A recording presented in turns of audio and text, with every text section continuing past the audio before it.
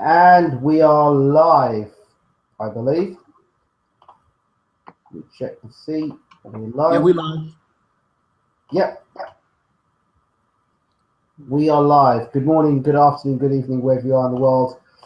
My name is Ingrid Jones, and I'm joined by good friend Bo Bland from Truth and Fact Boxing.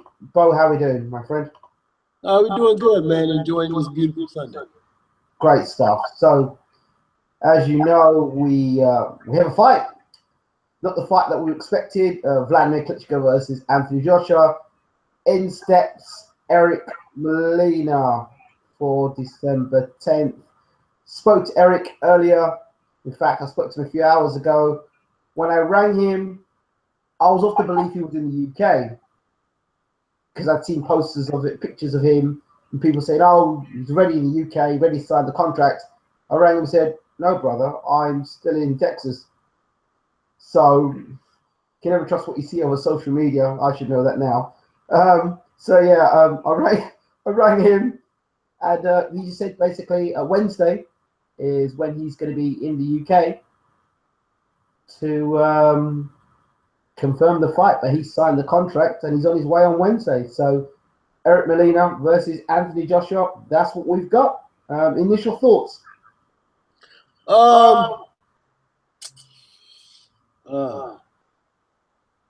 It's kind of tough because Molina is, he fought Deontay Wilder, and he didn't necessarily look overly impressive to me in that fight. So if it's like a replacement guy, I guess he's okay. I thought maybe they was going to try to look at Andy Ruiz, maybe. Andy Ruiz probably would have been nice. Ruiz has got the Parker fight, hasn't he? He's training with Abel Sanchez for the WBO fight against Joseph Parker. Right. Well, so you got the WBO fight with Parker. Then the WBA is saying that Brownie and Shannon Briggs. Yes. And that makes me mad on a lot of fronts because Luis Ortiz is being completely looked over. Because, Luis Ortiz is the WBA interim champion and he's the #1 contender. He was, but wasn't that title taken off him, or he vacated the title when he left Golden Boy? No, he still maintained the status. From what I've heard, he still maintained the status as #1 contender and as the interim champ. So, but he's being looked over. But then again, at the same time, I'm kind of conflicted because I do feel glad for Shannon Briggs because he's been like really hounding guys to get in the ring with him. Yeah. And he can stick it in the face of David Haye and say, "Hey, you kind of jive me, but now look, I'm getting the title fight." So. Well, look at this way. Though. A lot of people want Briggs to become champion. Lucas Brown was the WBA champion, the regular champion. So right. Now he is now going to be super. If he beats Brown, if he beats Briggs, he becomes super champion because I think it's the full WBA title they're fighting for. Yeah, right. It's the full. It's the one Klitschko used to hold. So they fight. Where does you mean the one Fury used to hold? Yeah, my bad. Fury. Yeah, it's the one Fury used to hold. Right. I'm sorry. So where does the other WBA title go? I don't. You know what? That's a good question because they're supposed to be trying to do away with all these multiple belts. In that case, then so then the belt, the WBA interim belt, which Ortiz has, he's #1 contender for. He's #1 contender for the WBA regular belt. Right. He's regular belt's gotten rid of, and they've only got a belt. Then Lucas Brown, who got stripped of the WBA regular title, then does he not become #1 contender or not? It's such a tricky situation because that's the shocking thing that we're starting to find out the domino effect of Tyson Fury vacating his belts. And it's causing a huge domino effect because now you have all these organizations trying to put these belts on the people that they want to have these belts according to their ranking systems. Well, the WBA president has made it quite clear he wants David Haye back as champion. See, and how do you make David Haye how do you put David Haye in a championship fight over Luis Ortiz, who has clearly done more? You know what I'm saying? So it's one of them things that's kind of iffy. But as far as Anthony Joshua goes, like I said, I guess for a replacement fight, picking Eric Molina isn't a bad choice. I would have to know some of the particularities, like, you know, because there's a lot of other guys I just felt that they could have got. But I think if you want to bring in, you know, just a last-second replacement fight since that fight fell through, I'm not upset with Eric Molina, but I also know Eric Molina may not provide that much of a challenge to Anthony Joshua because, like I said, he got beat by Deontay Wilder. I don't even remember when I don't think he's fought since that Deontay Wilder fight. I'm not sure. He went to Poland, he knocked out Adamek. That was the same that Duhaupas went and fought Haye. Right. Now that was earlier in the year, right? Yeah. Yeah. So I see some adjustments that were made by Molina. Let's remember this is the same Eric Molina that got swiped out in a round by Chris Arreola. Now, correct. Everyone talks about Arreola wiped out Molina, but they don't talk about the fact that before Molina got knocked out, Arreola himself was hurt. Yes, he was. Right? Yes, he was. We talk about the Wilder fight that he got wiped out in. Wilder knocked. But he hurt Wilder. He got up and he rocked Wilder. I'm about to say, yeah, he hurt Wilder a few times. Yeah, he did. He hurt Wilder because Wilder. The thing about Deontay Wilder that people got to understand is, although I like the fact that he can punch, but his last name is what he is. When Deontay Wilder gets you hurt, he's wild, and he throws technique and everything out the window, and he gets wild. So you're able to catch him in the counter. So yeah. So and then you think about you take those things into consideration. Everybody Molina's been in the ring with, he's hit or he's hurt or he's knocked out. This is a guy that knocks out or gets knocked out. There's no in between with this guy.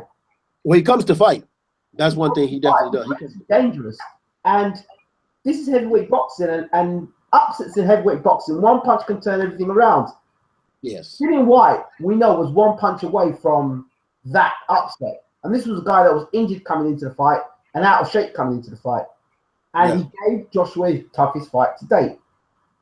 Well, if I'm correct, I remember watching that fight. He hurt Joshua for a second. Looked like he stunned Anthony Joshua. Back to the body.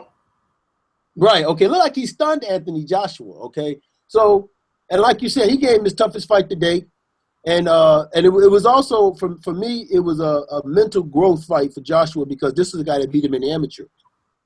And I don't care who you are. When you get beat, whether it's amateur or pro, even in sparring, it's in your mind what someone did to you.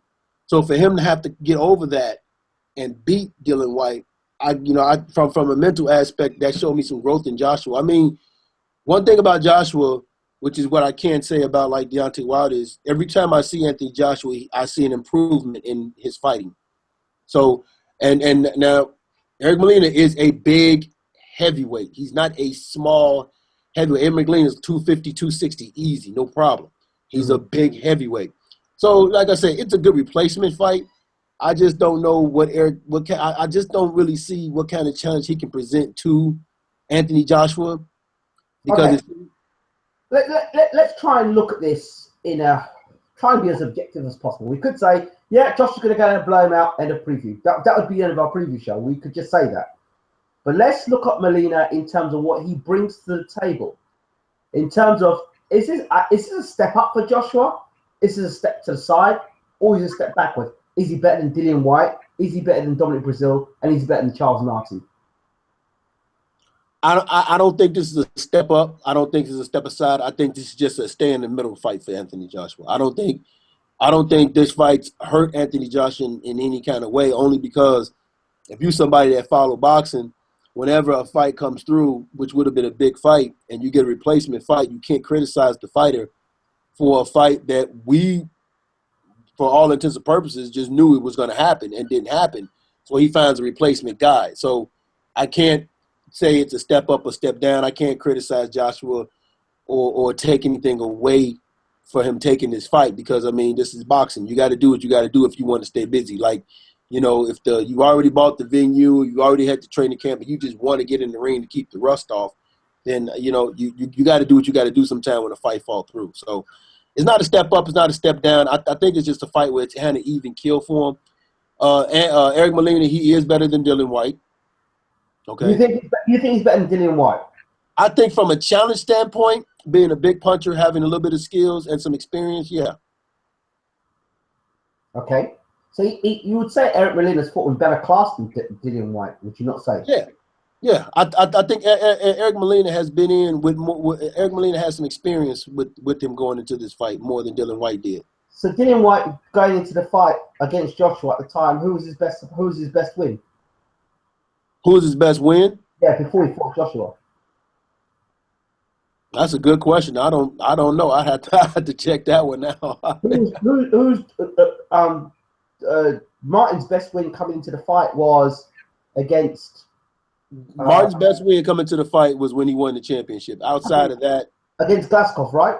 Right, and that was a fluke. And Glaskov already got beat by Malik Scott and Steve Cunningham, so he was 2 losses going in my opinion.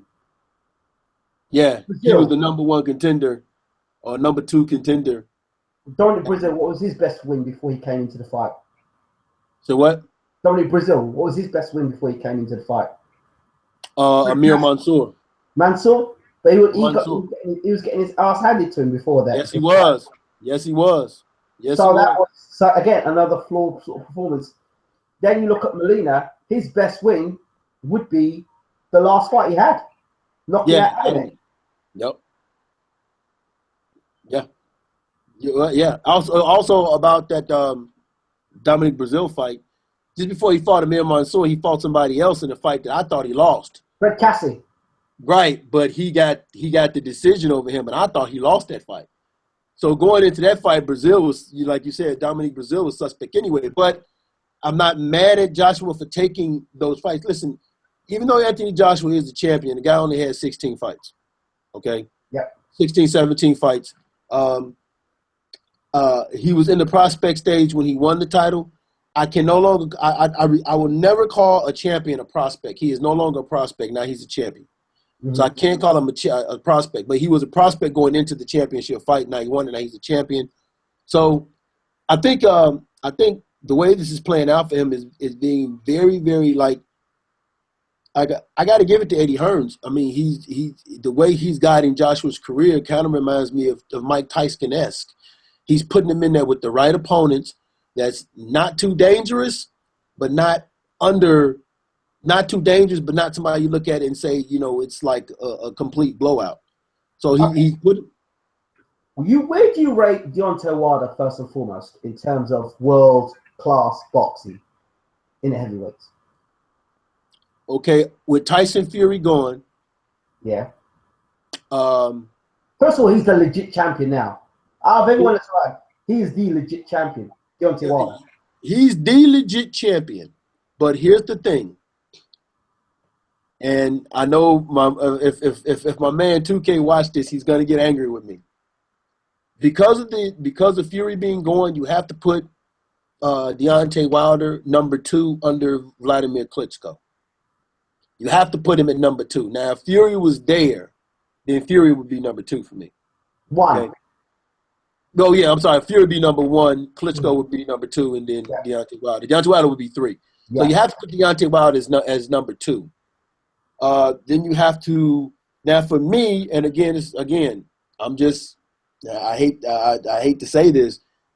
After Deontay Wilder, now the third best to me can be a toss up between Anthony Joshua and Luis Ortiz, only because although Anthony Joshua has fought 4 or 5 undefeated fighters in a row, but if you look at the way in a dominant fashion Luis Ortiz has gone about his work, the talent, the skill, the athleticism, just off the eye test, you know you're looking at something special. But the problem with Luis Ortiz is he's untested. I've said it already. Yeah, right. We talked about this. He's untested. So we don't know how he would handle things when it's not going his way. So you have to put Joshua ahead of Ortiz as number 3 amongst the heavyweights. Hold on, but what about Povetkin? I have to see. I have to see Povetkin with this fight. How he looked with this fight coming up against Deverne, because remember, when he stepped up in class, he lost to Vladimir Klitschko. So not many people beat Vladimir Klitschko though.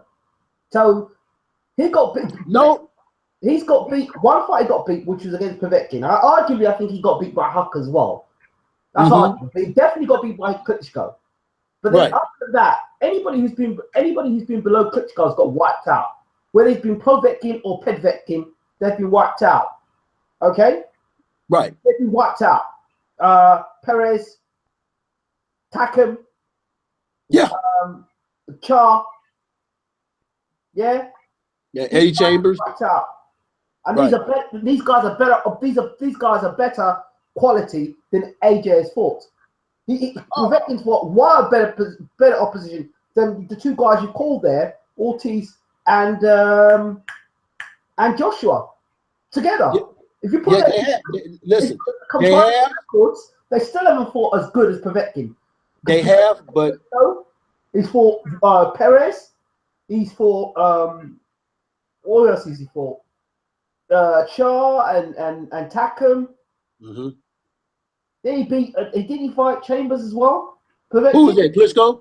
No, Povetkin. Chambers. Eddie Chambers? Yeah, I'm sure he fought Eddie Chambers, but he did beat Eddie Chambers. He fought Eddie Chambers and beat him, yeah? He beat Eddie Chambers as well. Yeah. He fought quite a few guys, Povetkin. He's been around a long time. Listen, Povetkin fought quite a few guys, but here's the issue with Povetkin. When he stepped up in that class to fight that next level fighter, he's taken a loss. Now, I will say this also: Povetkin has also benefited from fighting in his hometown as well, in his country, in his backyard. So he's benefited from always fighting in his backyard. So we don't know what Povetkin we would see if he didn't have that home field advantage. And he's fought the better opponent, but Povetkin isn't. The bad thing about boxing, which don't apply to guys like me and you, is a lot of this stuff is popularity when they rate these guys. You know what I'm saying? When they rate these guys, a lot of this stuff is just popularity. Like, Josh is the most popular fighter, and he holds the title. But that doesn't mean in the ranking system. See, the ranking systems is based off of, to a certain degree, popularity and who's holding titles. So Povetkin, and a lot of people are going to punish Povetkin because, like you said, the PED situation. So a lot of people are going to punish Povetkin because of that. But has he faced better competition? Of course. He's faced better. The only person that's probably faced better competition than Povetkin that's fighting right now is Vladimir Klitschko. There you go. Okay, so if based off of that, if you go off of that, he should be number 2. But the ranking, you stick Povetkin with Joshua, who wins? I think Anthony Joshua wins that fight. I'm sorry. I thought you said Deontay Wilder. You said Povetkin with Anthony Joshua? Mm-hmm. That's a very good question. See, I would like to say Anthony Joshua, but Povetkin only has problem with very tall heavyweights. Joshua's not extremely tall. Joshua was 6'3", 6'4". Povetkin is 6'2". He's 6'6", I think, Joshua. Okay, 6'6". All right. No, I thought Joshua was about 6'4". I thought he's 6'6", and I don't think Joshua fights like a big man now, does he? Well, he does, and that's what I said. So I can see Joshua. I can kind of see Joshua winning it, but he has to fight like a big man. He has to fight big because the thing about Povetkin is he has problems with very extremely tall, rangy fighters. Like Vladimir was able to beat him because he kept the jab in Povetkin's face. Povetkin doesn't know how to get around the jab, and sometimes he stays directly on the center line. Anthony Joshua would have to fight him the same way. Can he do it is the question, but he has the tools to do it. But then again, Povetkin has the experience, and that can count for a lot of things because although he lost to a very tall Klitschko, one thing we know, Anthony Joshua is not a Vladimir Klitschko. He absolutely isn't. He hasn't. I mean, you say he's got the tools to beat someone like Povetkin, but we have to see him fight somebody to say he's got those tools because at the moment, the opposition doesn't quite live up to the fact that you're saying he can beat. We hope he could beat him. We can only hope at the moment. Right. Well, okay. Let's go back to this Molina fight for a second. So we talked about Molina, where do you rank Anthony Joshua in world class? Because people say, well, okay, some people say he's not ready for Klitschko, but at the same time, he's world champion, so he should be fighting the best out there if you're world champion. But then people say, no, okay, he should have learning fights. Well, if you should have learning fights, you shouldn't be world champion. So talk to me about this. All right, let me tell you how I feel. And this is how I feel. Let me explain something to people. I fought in the amateurs.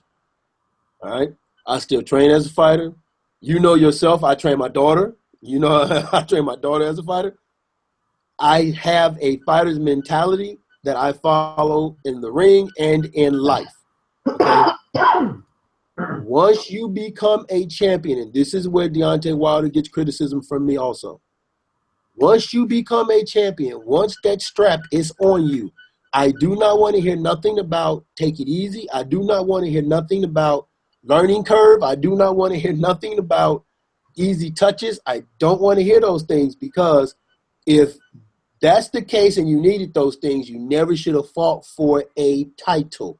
When you fight for a title, you feel you are ready to win the title and go about presenting yourself as the champion that's holding the title. So, is Anthony Joshua ready for Vladimir Klitschko? I say, yeah, he was ready for Vladimir Klitschko because he was the damn champion. If he wasn't ready for Vladimir Klitschko, he shouldn't have been the champion. Because once you win the title, here's the thing about becoming a champion. Once you become a champion, that target is on your back. I don't care who you are.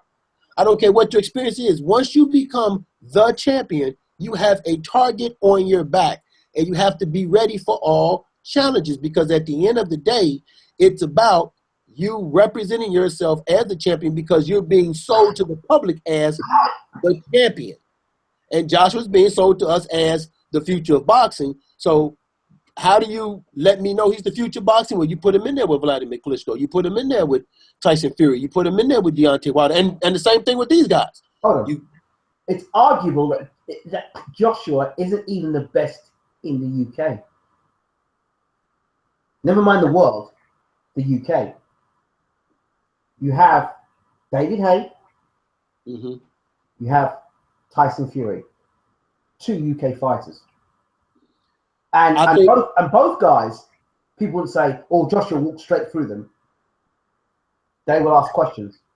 Tyson Fury is out right now. But he's still a UK fighter. Right. I don't see Anthony Joshua beating Tyson Fury. Say what you want about Tyson Fury. Look, the performance that Tyson Fury gave against Vladimir Klitschko, however you want to say it was boring, whatever, it was the absolute perfect performance that he needed to win that fight. He was very smart. I think he moved a lot better and was a lot faster than Vladimir Klitschko even anticipated. Okay, he got in Vladimir Klitschko's head from jump. All right. I don't even think we probably have yet to see the best of Tyson Fury. I think there's more of him that we haven't seen yet. So I don't see Anthony Joshua beating Tyson Fury. David Haye. Because David Haye he's been going for a while and he hasn't stepped up the level. He hasn't. I don't know what David Haye's got left in the tank. So good point. A case can be made that Joshua can beat David Haye. A case can definitely be made that Joshua can beat David Haye. But the one thing about David Haye is he still got that punch. But a case can be made that he can beat David Haye, because David Haye's been out the ring for a while. Like, I think we talked about this. We don't even know what David Haye's plan is. Like, I swear to God, I have no idea, because I was one of those people that was upset when David Haye said, big announcement, I'm fighting cancer. Oh, God, I was pissed. I was so mad. It's like, are you kidding me, David? So that argument about him being the best best UK fighter, I can see that, actually, because I don't see him being better than Tyson Fury. I'll definitely give you that. He might, to me, be a little bit, he might edge David Haye, because I just haven't seen enough of him since his return. But I don't think he's better than Tyson Fury. I agree. This was the thing about Lennox Lewis. He made sure when he was world heavyweight champion, before he even stepped to being world heavyweight champion, he cleaned up in Britain, he cleaned up in Europe, and then he became world champion. He cleaned up. There was nobody in Britain, because he had Gary Mason around. You had Derek Williams that was around. And then, he came back after he became world champion. The first defense of the title was against Tony Tucker. He came back to the UK and beat on Frank Bruno. And that was it. That was it. And then he went on to try and become the world dominant force. I think Lennox Lewis will probably be looked at in history as one of the most unappreciative heavyweights. And only because Lennox Lewis never got the American approval that he was seeking until I want to say the Holyfield fight, and the way that fight got judged. That's when he started getting some American attention. But I think towards the end of his career, like maybe toward the last 2-3 years of his career, is when he started getting some American notoriety. And when you really look at, like you said, when you really look at Lennox Lewis's career, man, that guy, he really went out to fight some of everybody. The only guy he didn't fight in that era was really Bo, because Bo dumped the belt in the garbage can and didn't want to fight him. Mm-hmm. You remember the really right. There's a few guys Lennox didn't fight. He didn't fight Bo. He didn't fight Chris Bird. He didn't fight Michael Moore. Right. He didn't fight. He didn't fight Iku. No. Well, here's the thing with that. He was scheduled to fight Ike Ibeabuchi. Remember, that's when Ibeabuchi had that what you call it situation take place. He was going to fight Chris Bird, but Chris Bird had already took a loss to Vitaly Klitschko. Yeah. Okay. And who was the other guy you named that he didn't fight? Chris Bird, Michael Moore, Ike Ibeabuchi. The thing with Michael Moore, I don't think people was really too anxious to see him fight Michael Moore because, for me personally, Michael Moore had beat Holyfield. Then, Moore had took a loss. So I don't think people was really interested. Like, Michael Moore never really got the acceptance he deserved because once he got knocked out by George Foreman, people pretty much kind of forgot about him.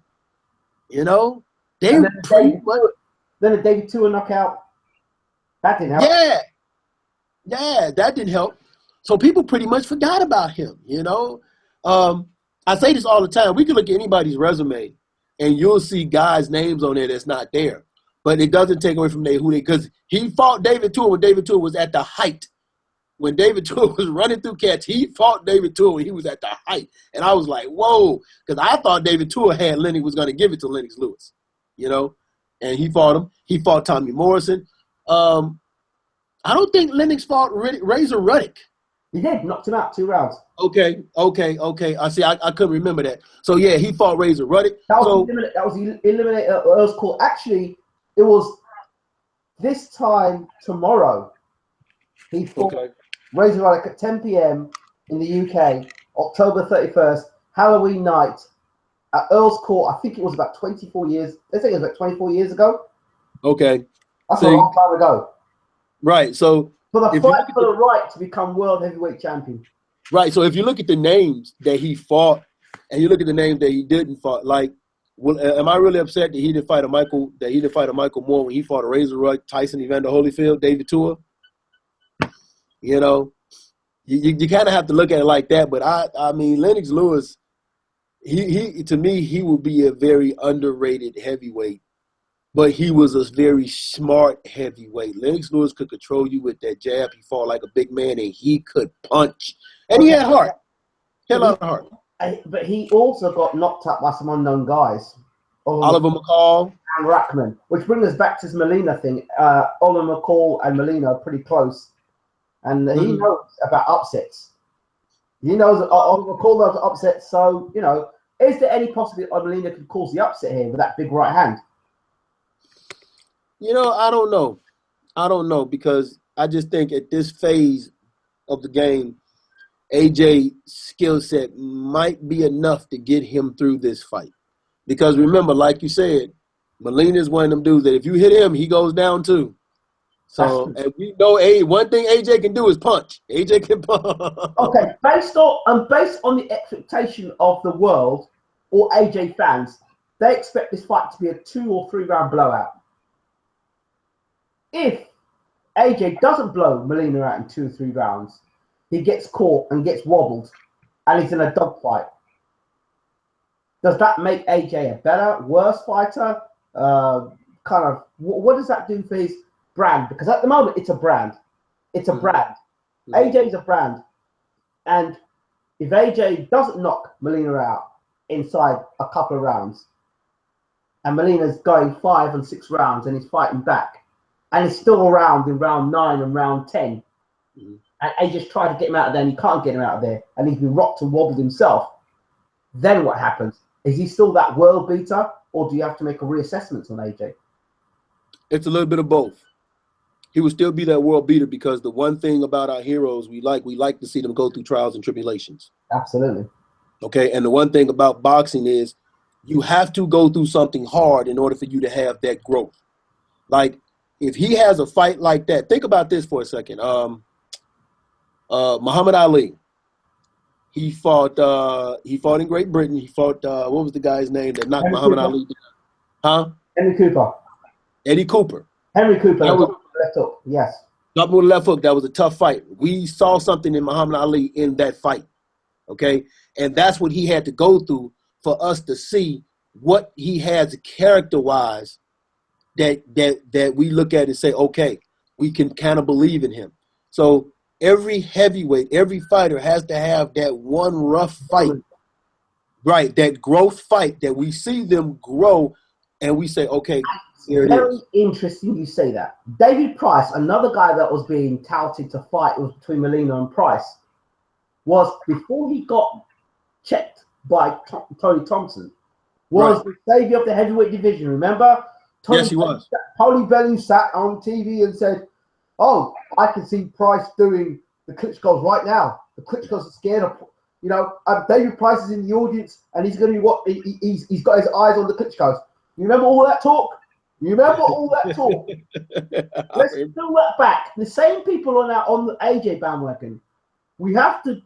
I always, with caution, you're not Price, but Price got done by a guy who was ranked in the top 10.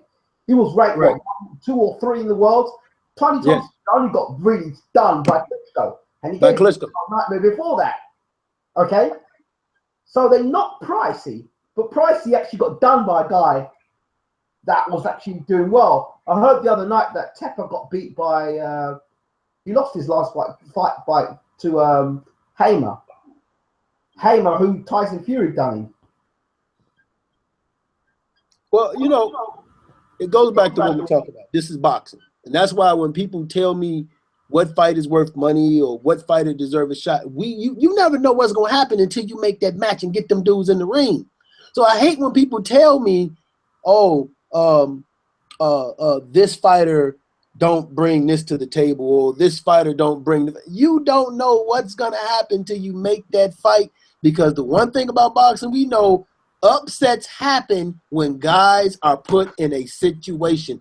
That's the reason why I love this sport, because no one ever would have thought a Buster Douglas could have beat a Mike Tyson. Okay? But everybody has something in them that drives them. Evander Holyfield could have beat a Tyson. Oh God. McCall knocking out Lewis. Rackman knocking out Lennox Lewis. Right, Rackman knocking out Lennox Lewis. He was exceptionally motivated. So guys, when they're given an opportunity, fighters, when they're given an opportunity, they raise their level of play. We just saw a woman by the name of the beautiful and lovely Cecilia Brækhus. Mm-hmm. We just saw her fight Sophia Mathis in her hometown, and she was so motivated, she did something we rarely ever see her doing. She knocked the girl out.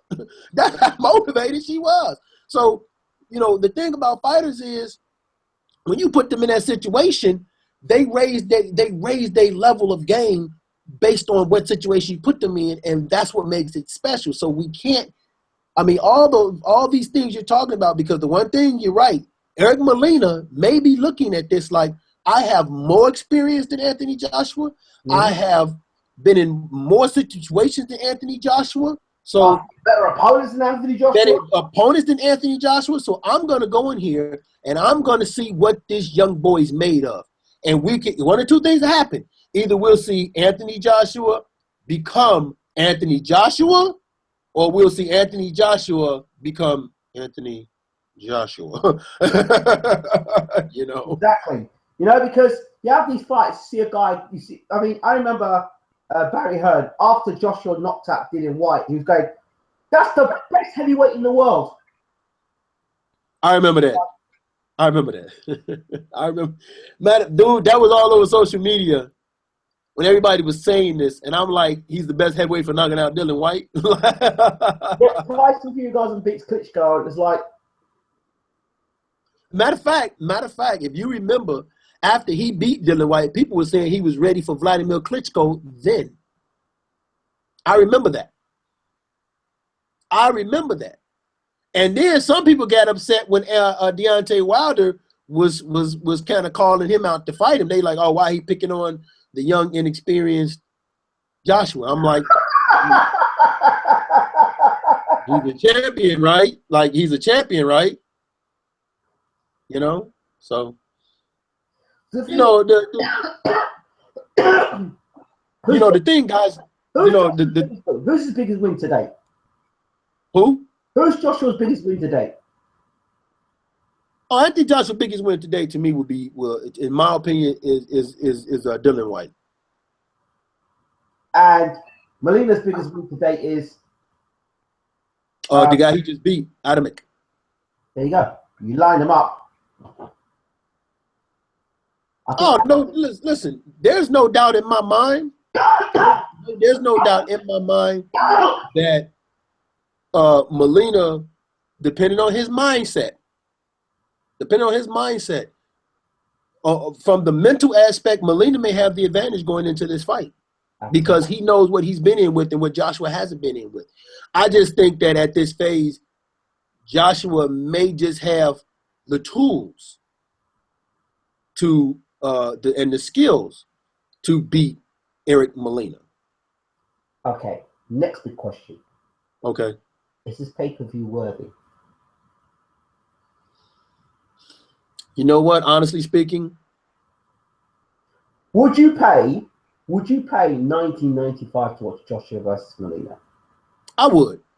$20? Yeah, I would. Would you pay $49.99 to watch Joshua Molina? No. A pay-per-view on Showtime, how much would that be? It would on Showtime pay-per-view? Yes. Or HBO, because Showtime really don't do pay-per-views. Okay, it's going to be a Showtime fight. Okay. It wouldn't be a Showtime pay-per-view then. Showtime would show it on regular television. Okay, so then that's what you got with Joshua then. Well, yeah. The UK, it's meant to be down to pay-per-view fight. Well, you know, I think if these promoters got to start understanding, if you want people to pay, even if you're talking $20, you still got to give me a good undercard. You still got to give me somewhat of a decent undercard, because most of the time undercards is what convince people to pay for a fight. Okay. Got a lot of people talking in the room at the moment, so let's bring some people in the room and what people are saying.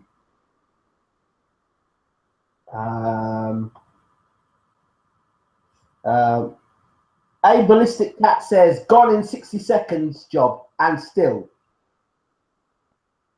What do you think? He says what?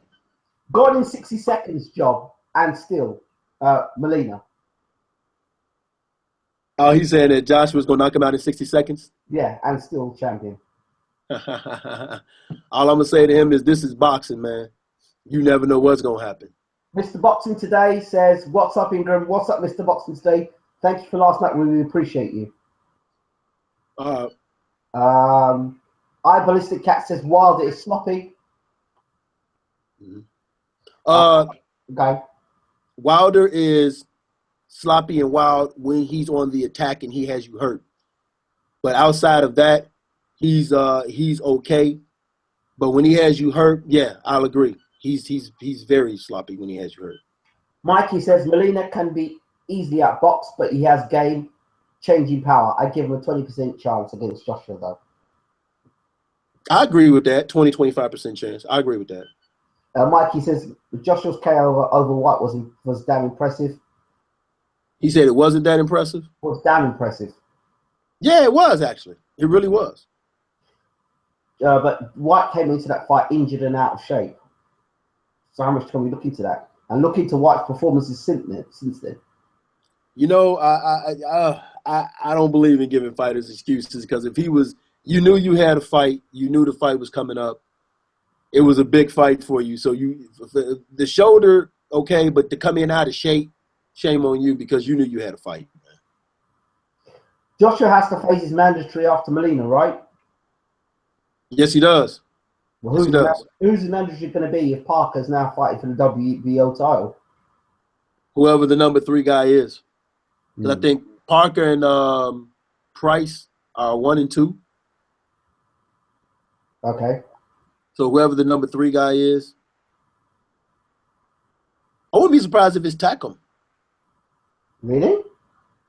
Yeah, I mean, I wouldn't be surprised. I have to look. You know you know these ranking systems, they are so goofy. What about Pulev? Pulev versus Joshua.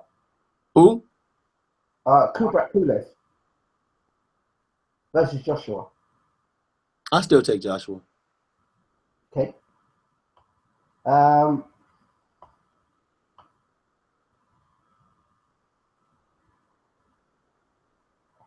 Core 2971 says Hearn was planning Land of the Giants long ago because he knew it was the only way Joshua could fight another low tier or another poor opponent on pay-per-view. So the fight below Joshua Molina, if it's signed, is Chisora versus Dillian White. How does that fight match up for you? Chisora versus Dillian White? Yeah. Actually, when you think about it, Dillian White is nothing more than a younger version of Chisora.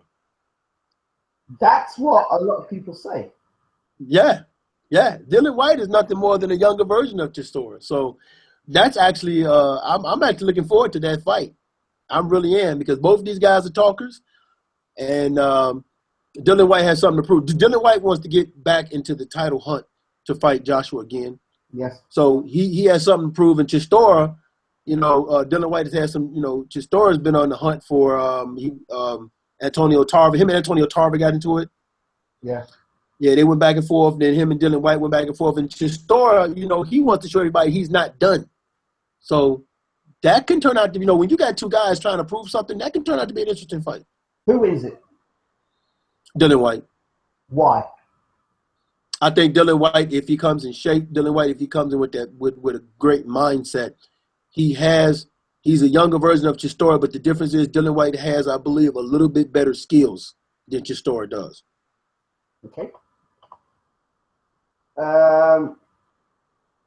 Haye will surely target WBO first. That makes the AJ fight much bigger. Instead of a voluntary, it's unification. Haye gonna try who? Fight the winner of Parker versus Ruiz. Yeah, most definitely.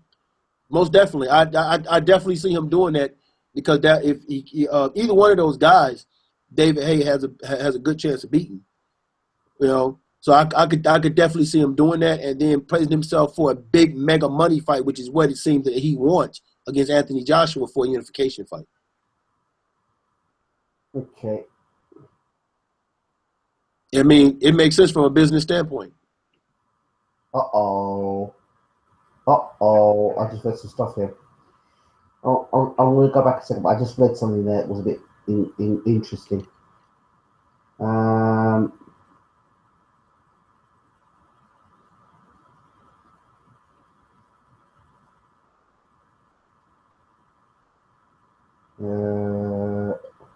Lot of talk here about Haye versus. Yeah, a lot of talk about Haye versus Parker. There's a lot of talk about David Haye, period. Well, there's a lot of talk about David Haye because social media is a very powerful thing. David Haye is very active on social media. Also, it's still fresh in people's mind, the situation between David Haye and Bello after the Bello fight. That's still fresh in people's mind what took place. So, I mean, and, regardless of how people feel about it, David Haye is still a name in the heavyweight division. Interesting here. We've got a viewer from Australia. Shout out to those people down in Australia. I spent quite a bit of time in Australia, down in Melbourne, doing a lot of coaching cricket out there in Melbourne. So shout out to the people in Australia watching the show today. W. Wallace says, again, this is awesome. Greetings from Australia. We love boxing. We love you too. Wallace says, Lucas Brown sucks and I'm an Aussie. What do you thoughts about Lucas Brown? Happy Halloween. Happy Halloween. Yeah, happy Halloween. You said, what's my Lucas Brown? That's a very interesting situation. He pissed hot. We know this. Okay. Yeah. For some odd reason, WBA stripped him. Then they're giving him a chance to win the title. They stripped him back. They're giving him a chance to win that title back. You know, sometimes it's hard to put your personal feelings aside when you see all of this. And I'm gonna try to keep this as PG as possible. Bollocks, as you guys would say. Yes. You see all this bollocks going on with these organizations. Mm-hmm. Lucas Brown, you know, he's like actually to this date, what's his biggest win? Because whatever his biggest win is, there's a question mark by it because of the PED. You know, and unfortunately, that mars you. Like people, like that still mars Luis Ortiz. You know, however long ago that was, it still mars Luis Ortiz. You know, so it will always mar you what you do. So I'm not upset or anything of that nature about it, but I just think that when these guys test positive, even if you can prove it or can't prove it, there should be something needs to be in place. You know, boxing has got to do a better job with this. It really does, because it's getting to the point where you don't know who's doing what and who's not doing what, anything, and everybody's going to be under question. Shannon Briggs and Lucas Brown, we look at it again. These are two guys, especially Shannon Briggs' body structure and the way Shannon looks, 46, 47. He's got a better body structure than most 23, 25-year-olds. There is question marks about even Shannon Briggs being on the old... Shannon Briggs did. I think Shannon Briggs did fail a PED, if I'm not mistaken. There was whispers of it. Yeah, I mean, listen, I'm not one to say anybody's doing anything, but when you look at guys, athletes, rather, and they're 40-something years old, like I work out. I know how the body works, and I work out. And unless you are paying big-time dollars and you are heavily working out, it is very hard to be 40 and look like you're 20. It's very hard. Not saying it's impossible. It's hard. And it's even harder when you're a fighter, because your body takes such punishment and you actually take more punishment in training camp than you do in fighting. And your body needs that rest. So, like I said, it's you know, it's between Lucas Brown and Shannon Briggs. You know, it's the battle of the PEDs. Actually, if you ask me, it is. And think about it this way: yeah, the battle of the PEDs. Whose pharmacist is the best? Yeah, right. Right. That's true. That's true. You know, that's very, very true. We could have Larry Alabama in the middle, kind of like he could referee the fight. Him and Victor Conte in the corners. But we could have, what's his name? Or Arisa could be one of the trainers. Right. Bring and you can bring Panama Lewis back to commentate.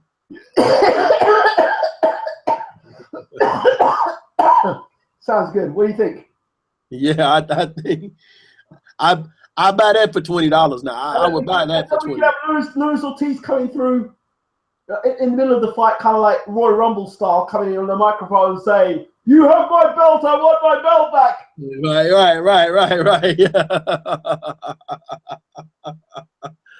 Right. Standing there while he's wearing the shirt that says drug-free sport.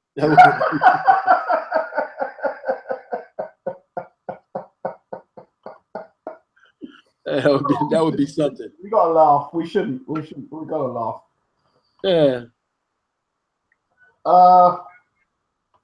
Yeah, I've had a bit of a cough for a while, people. Apologies.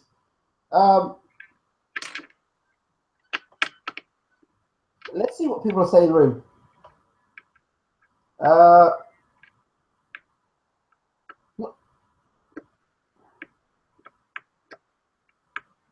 going to keep going up. Because we've got some. There's a lot of people saying a lot of things. I'm just trying to. That boy's O. Land of the Giants was a protection for AJ. Totally agree. Also, signing Otis was protection. Good business move, man. What do you think about that? Oh, most definitely. I feel that signing Luis Ortiz was a good move to keep him from coming after. Like, if he doesn't fight Anthony Joshua right now, then the thing will be, okay, well, you know, they kind of both got the same trainer, and Anthony Joshua's the money guy, so you don't want to kind of mess up your money yet until you build up Ortiz. And that would be the same if you don't fight him because he's under Eddie Hearns. But if he wasn't under Eddie Hearns, there would have been just about as much pressure on Joshua as it is Wilder and Fury to fight Luis Ortiz. So, yeah, that was definitely a good move, you know. And it was a good move for Ortiz because, you know, UK fans, like, he's already recognized over here in America, and UK fans really appreciate fighters. They show us more respect. That's the truth. It's been Matt Butt says it's been confirmed. $16.95 in my Virgin box. Uh-oh. I hope that's not true. I really hope that's not true. I'll be being funny there, Matt Bud. What'd he say? He says on his Virgin box, like a what do they call it? Internet. Not a Freeview box, your satellite box they get. Oh, okay. Confirmed the $16.95. I hope he's joking about that. Mr. Boxing Today says, let's be honest, the heavyweight division is wide open for the most part.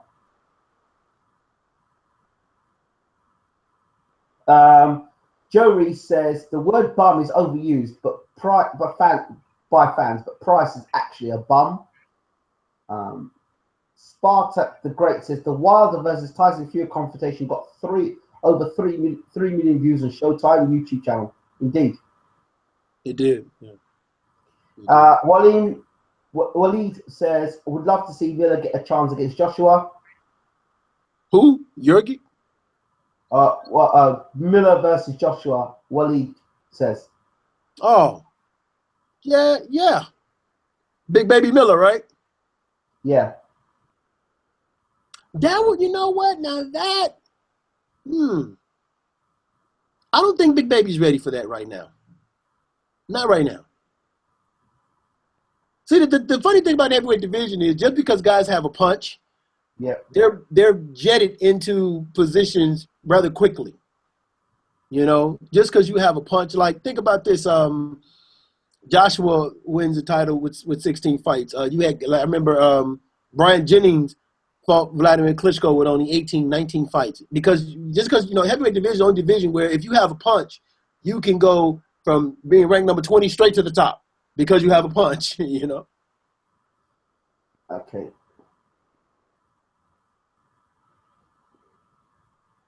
You know, you should ask people what's their take on Oscar De La Hoya saying how 2016 was the worst year in boxing. That's interesting. I found that real interesting. Oh, by the way, just a quick shout out. Gonna give Mr. Boxing Today a shout out. He was on our show last night. It was Mr. Boxing Today, boxing gossip and boxing discussions. Look at the heavyweight division. Check it out. So just giving a shout out to Mr. So carry on about that, Bo, about the Oscar De La Hoya thing. Well, you know, first shout out to my guys over there at The Movement and my guys over there at Guard Your Grill Boxing. Absolutely. And all those dudes. Whoa. You just said Guard Your Grill Boxing. Yes. Listen, I remember Guard Your Grill Boxing when they used to that's one of the shows that got me into boxing, right? And the four guys used to come around, you sit down. There's a really tall guy and a really short guy. I can't remember his name. The guys' names they were just amazing. They got me into Rob Morales, Coltrane, R.O.D. Coltrane. I remember Coltrane. R.O.D. Yeah. I don't know if it's changed, but they were the original gang. that was there, and they were amazing. It was hit them. You remember Big Ragu? Yeah. Wow, that's what I remember of the YouTube community growing up. That was what it was about. Right. Those right. guys. Roberto Flack. I'm sorry, Roberto Flack. Those guys were amazing. I'd sit down, and I was just like, it was like watching. It was like just amazing watching those guys. And I don't see them do that show that they used to do before. What happened to them? Well, they got a podcast now. Nah, man, forget no podcast, man. Them guys were TV proper. They could have had their own show there right there, man. I'm telling you. Oh, okay. Come on, that's better than any crap Sky Sports could pull up today. Oh, really? I'm telling you, the show back. If people are honest, if they're really honest with themselves, you guys from the UK, you remember Ringside with Paul Dempsey? That was a good show. People used to come on the show and talk proper positive stuff. They used to talk stuff and break fights down properly. Right. And his biased crap about, oh, well, you know, this guy's going to win the fight. Well, we clearly know he's going to get butchered. They actually say, you know what, we don't know. His chances are that great. You had world-class commentary from Ian Dark. Mm-hmm. Paul Dempsey was in the studio, and then there's Paul Dempsey and another guy. Do you know what I mean? It was a well-presented, good show put together. Guys who could fight were on the show. It was a very, very good show. And I just want to look for people who know about that, just to come in and talk about that. But while we're on the subject of, you just mentioned two things. I know you talked about Oscar De La Hoya, but you mentioned the white community. Guys like this, like the guys who do boxing, are so, I feel, were so underrated. And Big Ragu, there was Blood Boxing. There was another guy as well, Headbangers, Body Bangers. Okay. You talking about the YouTube community, right? Yeah. Body Bangers. Remember Body Bangers? No, you know, I just got involved in the YouTube community like maybe a couple years ago. There was a guy called the Boxing Voice. He had this black guy. I remember him. I remember the Boxing Voice. That's still going. He was a legend. Right. They still kind of got the Boxing Voice going. There's somebody else in charge of that. I think. No. He was the original Boxing Voice. Right. I know you're talking about. He was just by himself, and he was in the studio, and he was cool. He just disappeared. Yeah, he was. Junior in the Distance. Who? Junior in the Distance. Oh, I don't know him. Yeah, he was great as well. But yeah, I just thought you kind of mentioned Guard Your Girl Boxing, and just kind of all those memories started flooding back. Well, you know, you got to check out the podcast that they do is pretty good, man. They come up with these what-if fights and everything. It's pretty good. I love Guard Your Girl Boxing. That is a podcast. Nothing. You can give me podcasts all day long, but let me see the faces. Let me see the interaction. Let me see those looks when somebody's saying something to make a prediction, and the room kind of goes quiet, looking, going, "You serious, man? Are you serious? That guy's gonna win?" And then when a guy gets completely destroyed, and that guy's in the room is getting completely roasted, you know, it's like those. You get your mates, you come around, you watch a fight together, and then you make comments and you talk about it afterwards.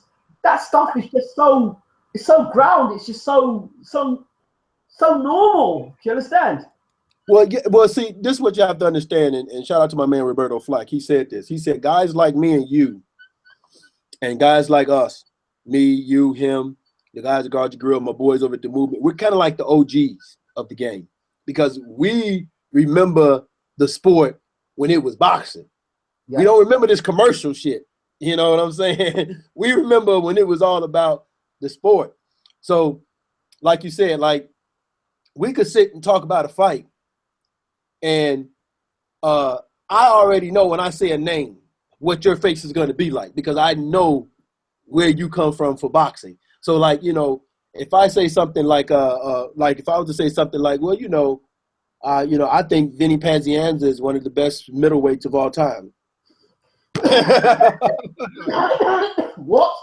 Right. You know, so and I think that's the thing, is that technology and social media, although it does help the sport, but in some aspect it takes away from that personal touch of what we do as far as trying to get things out there. I appreciate it. Do you remember Gambino? I heard the name. Gambino was a legend. Gambino was a legend. Oh, he was an okay. I Yeah. heard the name. And now you know what's crazy is Mhm. now if you look at it with the YouTube community and with social media, you have a lot of people with these outlets, and you listen to them, and they're really just ranting, like, you know, they're not saying anything that makes boxing sense. They're just ranting, and I'm like, and you look at them, and they got like 500 views. And then, like, I'll do my show, Truth and Facts Boxing. I'm struggling to get 50 because I'm talking sense, you know. Right, brother, we're gonna help you with that. I'll help you with that. I mean, I know, but it just goes to show that the world that we live in is more geared toward Negativity. that. Right, is more geared toward that. Negativity, sensationalism, humiliating people. That's the world we're in today. Right. I mean, think about this. Guys are negotiating fights on Twitter. Yeah. You know? Yeah. Guys are using Twitter to negotiate their way into a fight. I mean, come on. And the other thing is, fights have been promoted via Twitter as well. Yeah. There's a strategy that people that are not aware of that happens. What you do, you talk about a fight, you drop a person's name in it, you drop it out there, say, oh yeah, Molina, Price, Klitschko. So people will focus on Klitschko, but you know there's the Molina and Price fight out there as well. It's already been promoted because people are talking about it. It's in the subconscious. So you do the promoter's job for them. So when the fight is announced, Molina versus Joshua, you kind of half know it was coming anyway. Right. Yeah. And then people are saying, well, was that Klitschko fight ever on? And the Klitschko conversation could have been a 5-minute conversation. Do you want the fight? Nah. And like, nah, I don't want the fight. Or, you know what? Yeah, I'll fight him, but WBA's got to be on the line, and this has got to be line, and this has got to be right, and this is right. And listen, I want 75% of this purse. And look at my record, look at what I've achieved. He can get 25%. I'm the man. You might be the champion, but I'm Klitschko. So right. That's the negotiating table. And I'm like, no, we can win. No, that don't work. Go win a title, and we'll have a title, and then we can kind of come to the table, kind of 50-50. Yeah, some sort of thing like that. We'll sort something out. And that conversation could be done in 1 week. That negotiation could happen. Oh, they're still negotiating. Then they're still negotiating. In the meanwhile, Molina's being contacted. Look, mate, it looks like we're going to be fighting you. But we don't really want it to come out that, you know, so let's get the negotiation done. And I say, you know what? The excuse is Klitschko got injured. Mm-hmm. So that, okay, Klitschko got injured. And right. All of a sudden, all of a sudden, out of the blue, the man suffers an injury. And December 10th comes up. It's like, oh, okay. So Joshua versus Molina, okay, yeah. Oh, and let's remember, now we start selling the fight for Molina. Yeah. Right. But remember that point where he rocked Wilder? Remember that part? Remember that? So you know, oh well, we'll see how good Josh or Big Josh is now because of what Wilder did. If Joshua can knock out him, Molina quicker than Wilder, the whole of Molina's really knocked out in the round. Yeah. Shout out to my man Roberto Flack. He said something like, if you look at the Pacquiao situation, right? Yes. To promote the Pacquiao Vargas fight, they're talking Pacquiao fighting everybody. Oh, he can go to 130, he can go to 140 and fight Crawford. Oh, Pacquiao said he's interested in fighting Gennady Golovkin. So it's like, you know, Bob, you know, so it's like they're this push to get stuff out there to get you interested in watching the fight. That's what they're doing, using social media for. And then you go on like Bob Arrow's on ESPN, and he goes, oh, well, you know, Earl Spence hasn't done anything to quite deserve a Manny Pacquiao fight. And I'm like, and Brandon Rios did? So, you know, like, huh? So, you know, it's just what they do. It's where the sport is now because, you know, like you said, everybody was all hyped up for AJ versus Klitschko, and it was coming at a good time when we wasn't getting Canelo versus 3G.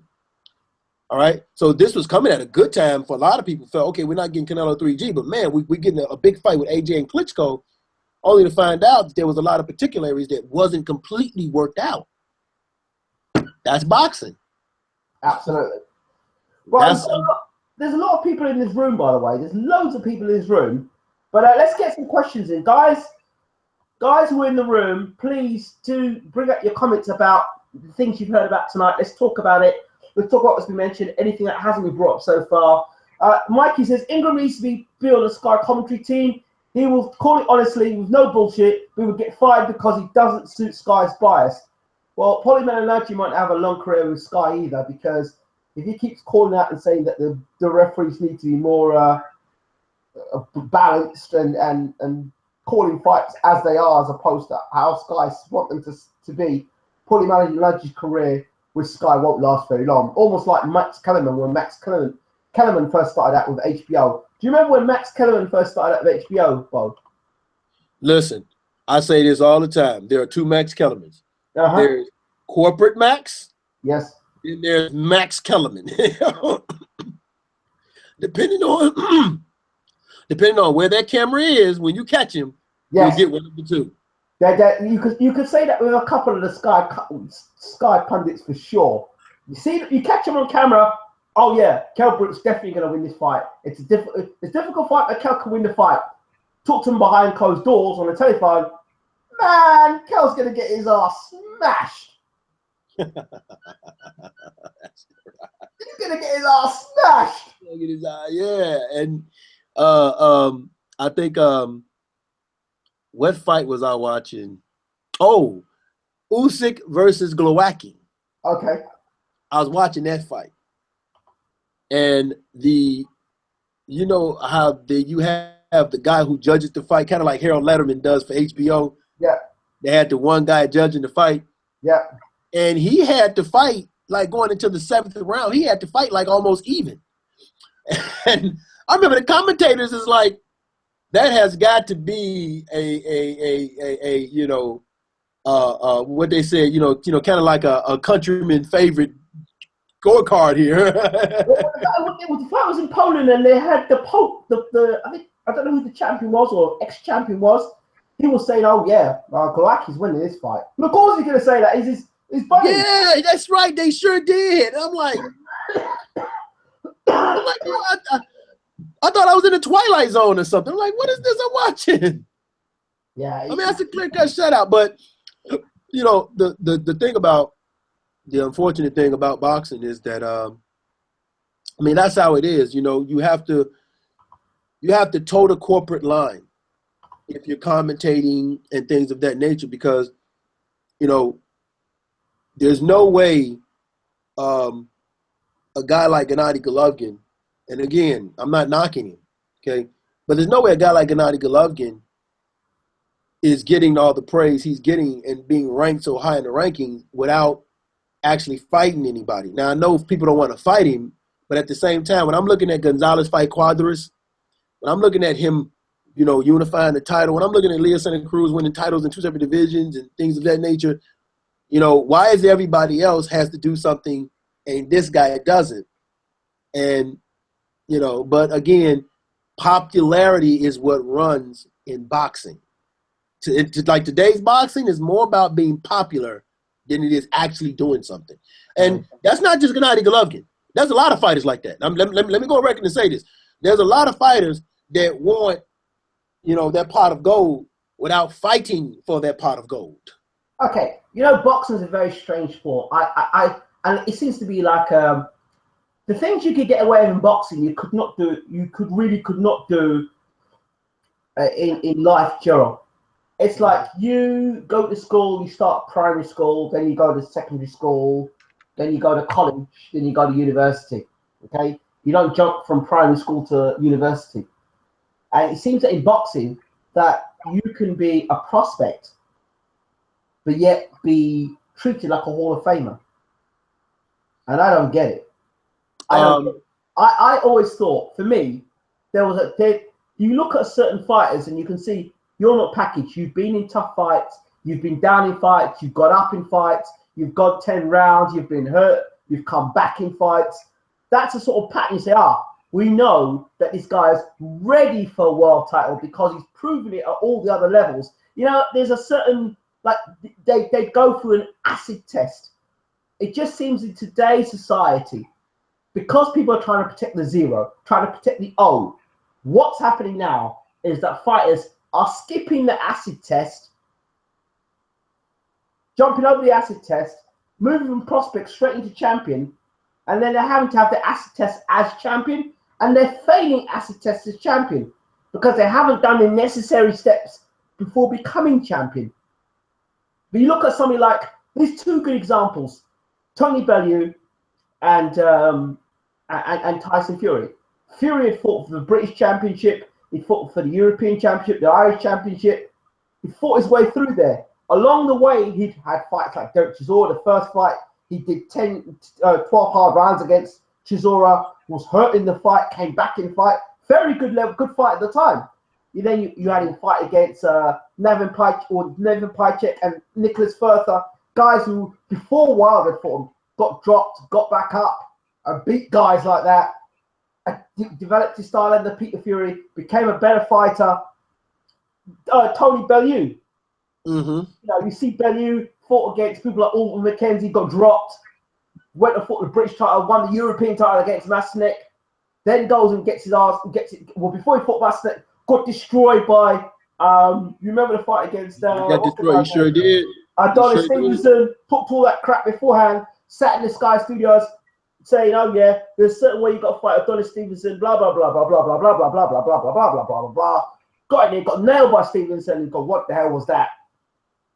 Comes back, you know, rebuilds, wins the European title, next fight, goes and fights the world title, becomes WBC champion, regardless of who he beat to be WBC champion. He becomes champion, but he's gone for a certain road. A road of toughness, a road of, a road of developing and building some sort of character and substance behind you. A lot of these fighters don't have that today. I'm gonna give you another two guys. Yeah. Who had that same type of situation, and that's and they're fighting each other. James DeGale and Bundu Jack. Remember, Bundu Jack got knocked out, and everybody thought that was it for him. James DeGale suffered a loss. He got a setback, and they both fought their way back to being champions. There you go. That's another James DeGale, another example. And they both fought their way back to being champions. I'll even give. Say what you want about Amir Khan. You can knock him out. He's got no chin and Bambi and all the rest of it. But through that career, he still rebuilt. He fought and beat guys like Zab Judah. Say what you want about Zab you know Judah. what? That's a very good point. And this some people forget. When Amir Khan lost to British Prescott, look at where Amir Khan went after that fight, and look at where British Prescott went after that fight. There you go. Okay, so like you said, yeah, Prescott, that was his biggest win. That's probably the only thing he's going to be remembered for is that. But Amir Khan has went on past that. You know, like Amir Khan is still relevant. British Prescott is more of a journeyman, a gatekeeper. You know, at this point in his career. Another one. And you might not like this one, but let's look at Kell Brooks when he fought Carson Jones. Look where Kell Brooks went. Look where Carson Jones went. You know, Carson Jones is in the UK now. He's going to be fighting. That's a fight we can talk about. We could definitely might as well switch that fight. Carson Jones is in the UK to fight November 26th, I believe, against Ben Hall. Ben Hall's 9-0, unbeaten. Oh, is he? But Ben Hall's chin is questionable. Okay. But, you know, the thing about boxing, I think that people have to see boxing is a cruel sport. It's a cruel sport because here's what makes boxing different from basketball, baseball, and football. You can pitch the worst game of your life and give up 20 runs. Get booed out the stadium on Monday. Yeah. But on Thursday, you can pitch the perfect game and you're a hero. Yeah, absolutely. You can throw 4 interceptions in a game on Sunday. But then next Sunday, you can win the game in the last closing minute. You're a hero. Mm-hmm. Basketball, you can miss every shot, miss the game-winning shot. You are talked about. But the next game, you hit the game-winning shot, and you'll remember forever. Well, boxing is cruel because your performance in that ring will be on the minds of everyone for months until your next fight. Absolutely. People even project what you're going to do in your next fight based off that last fight. Because if you look, you're going to say that, and that comes to mind. Luke Campbell. Have you watched the career of Luke Campbell? He's another guy. He's got beat, but he's having tough tests. He's having tough fights. Another guy going for acid test as well. David Price. I know he's been chinned a couple of times. Mm-hmm. Yeah. But with the right hand power that he's got, he can still become world champion, especially now that the belts have been all fragmented. Well, think about this. We were just talking about Andy Ruiz. Andy Ruiz is a guy that has gone through a tough journey himself going into this fight against an untested Anthony Joshua. You know? So, you mean Parker, right? Huh? Parker, you mean, not Joshua. Ruiz Parker. No, Andy Ruiz. Yeah, you said he's got a tough fight against Joshua. You mean Parker, right? Parker, I'm sorry, yeah, Parker. I mean, I meant Molina. I meant to talk Molina. I got Ruiz. Molina. I'm saying Molina has had his shares of trials and tribulations. This is what I'm saying. He takes going into this fight with Joshua. So this is what I'm saying. That there seems to be a common recurring pattern in boxing of guys that go through and have hard things. I see hard things happen, and they get beat. They come back. They improve themselves. People still count them out, and then boom. Right place, right time, boom. But see, boxing is, I hate to say this, boxing isn't about, the emphasis on being a champion is not the same in today's boxing as we remember it. Okay? People respected the champion because he behaved like a champion, he fought like a champion, he fought challengers like think about this for 1 second. If you look at the run Vladimir Klitschko had when he was the champion, whether you want to question the level of talent, but he fought all of the top guys at the heavyweight division. All right? If people felt this guy could challenge him, he fought them. Now, look at who's another guy? I mean, there's a lot of guys. You can look at Bernard Hopkins. Mm-hmm. Say what you want to say about Andre. Say what you want to say about Andre Ward. You can look at his resume. Hold on a second, Bernard Hopkins. If Bernard Hopkins was on Sky Sports, his career had been done a long time ago. Because as soon as Bernard Hopkins lost, this is it. This is a fight for Bernard Hopkins. It's over. He should be finished. Remember when Joe Kazaki had that fight against him? Yeah, he's no man. He's finished. He's done. Hopkins moves up. Hopkins goes on and beats Tarver, who's the man who knocked out Roy Jones. Oh, hold on a second. He beat Tarver. He beat Kelly Pavlik. He beat quite a few people. A lot of guys. But if you listen to Sky, it's the end of the road for Bernard Hopkins tonight. Really? Well, that's not just a Sky Sports. Think about this. You had people who like this. This is what I don't like. Now, although Andre Ward said this himself, I don't feel if a loss to Kovalev takes away from Andre Ward's legacy. I mean, if you look at this man's resume, God. And then you had people saying the same thing about Floyd Mayweather. If he lost to Manny Pacquiao, his legacy would have been ruined. How? You know, like I don't remember people saying that if Muhammad Ali loses to George Foreman, his legacy is ruined. Or if Muhammad Ali loses to Ken Norton, his legacy. I don't remember people like. Well, I find it difficult for somebody to talk about legacy who's been watching boxing for 6 months a year. These right. People, what the hell do you know about legacy? Yeah. Do you know what I mean? Well, you know what it is. I think sometimes it's a ploy to get people to watch a fight. But again, boxing was built back then when we was watching on its own merit of the sport and the guys who wanted to be great. Like those guys wanted to be great. Titles were on the line, but even if titles wasn't on the line, they didn't care. If you was the best and I'm the best, let's fight. Look at Victor Postal and Terrence Crawford, a fight that clearly should have been on regular television. I felt should have did more in pay-per-views, but these were two young guys championship caliber guys. And Terrence Crawford said, I'm not waiting 2 years. I want Victor Postal right now. I'm not going to wait 2 years. Give me Postal right now. And he fights him. He gives the performance of his life. And what happens? Oh, it was boring. It was boring. It was boring. Like, are you serious? Well, I think the other thing is, I mentioned it earlier on about acid tests and people getting hurt and rocked. Because you get hurt and rocked in a fight, that doesn't mean that that doesn't mean that you're terrible. You've been in a fight with a guy who's been as good or possibly better than you or levels. You know, a guy that's not all opposition that you hit on the chin is going to fall over.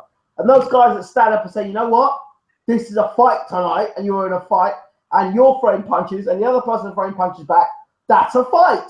That's a fight. You take punches, the other person takes punches, that's a fight. You're going to learn much more from that fight where you've got two guys swapping equally in a fight, and you get on top and win, then you go out there and blow the guy over. For example, if you've got a guy that in 15 fights, all he's done is had his left hand up like that, and he's got his left hand up, he's had his left hand up, and he throws his left jab, bang, and every time he hits the person with the right hand, they go.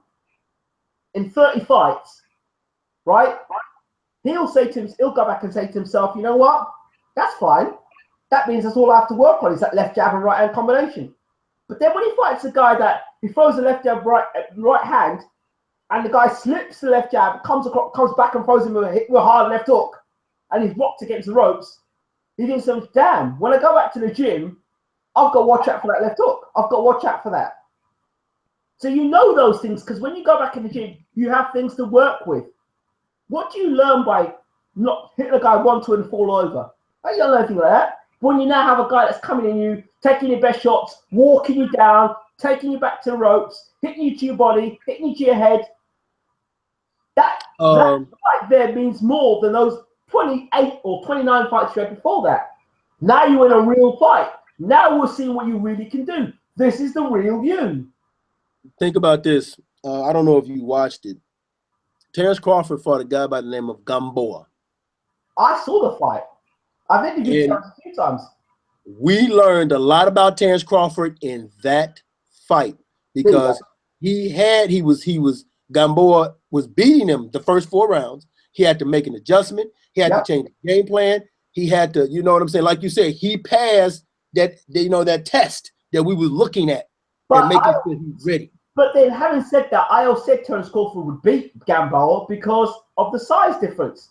Gamboa had no business being in the ring with Terrence Crawford that night. He didn't, but Gamboa's athleticism, his experience, was what was making the fight tough for Terrence Crawford. And Terrence Crawford win that fight, and he goes into the Victor Postal fight with this mentality like, listen, this was my toughest fight. This guy is easy.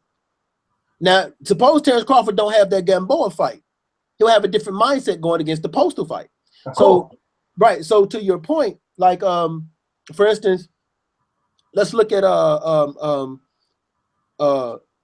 Frampton. Yes. Carl Frampton goes through a tough fight with Scott Quigg. Mm-hmm. And he really showed me something in the Leo Santa Cruz fight. Mm-hmm. Okay. Santa Cruz, what do we find out about Santa Cruz? Well, we realized one thing about Santa Cruz. He has one motor. That's it. He has one game plan. That's it. The boy made 12 rounds, he made no adjustments. 12 rounds, he did nothing different. Carl Frampton was he would go, he was up and down, giving angles, giving moves. Like the Carl Frampton I saw against Leo Santa Cruz, I had no idea that Carl Frampton could do that. Nor did I, to be honest. I thought Santa Cruz would be too busy for him, too much on him. But they would get he could adapt to this game.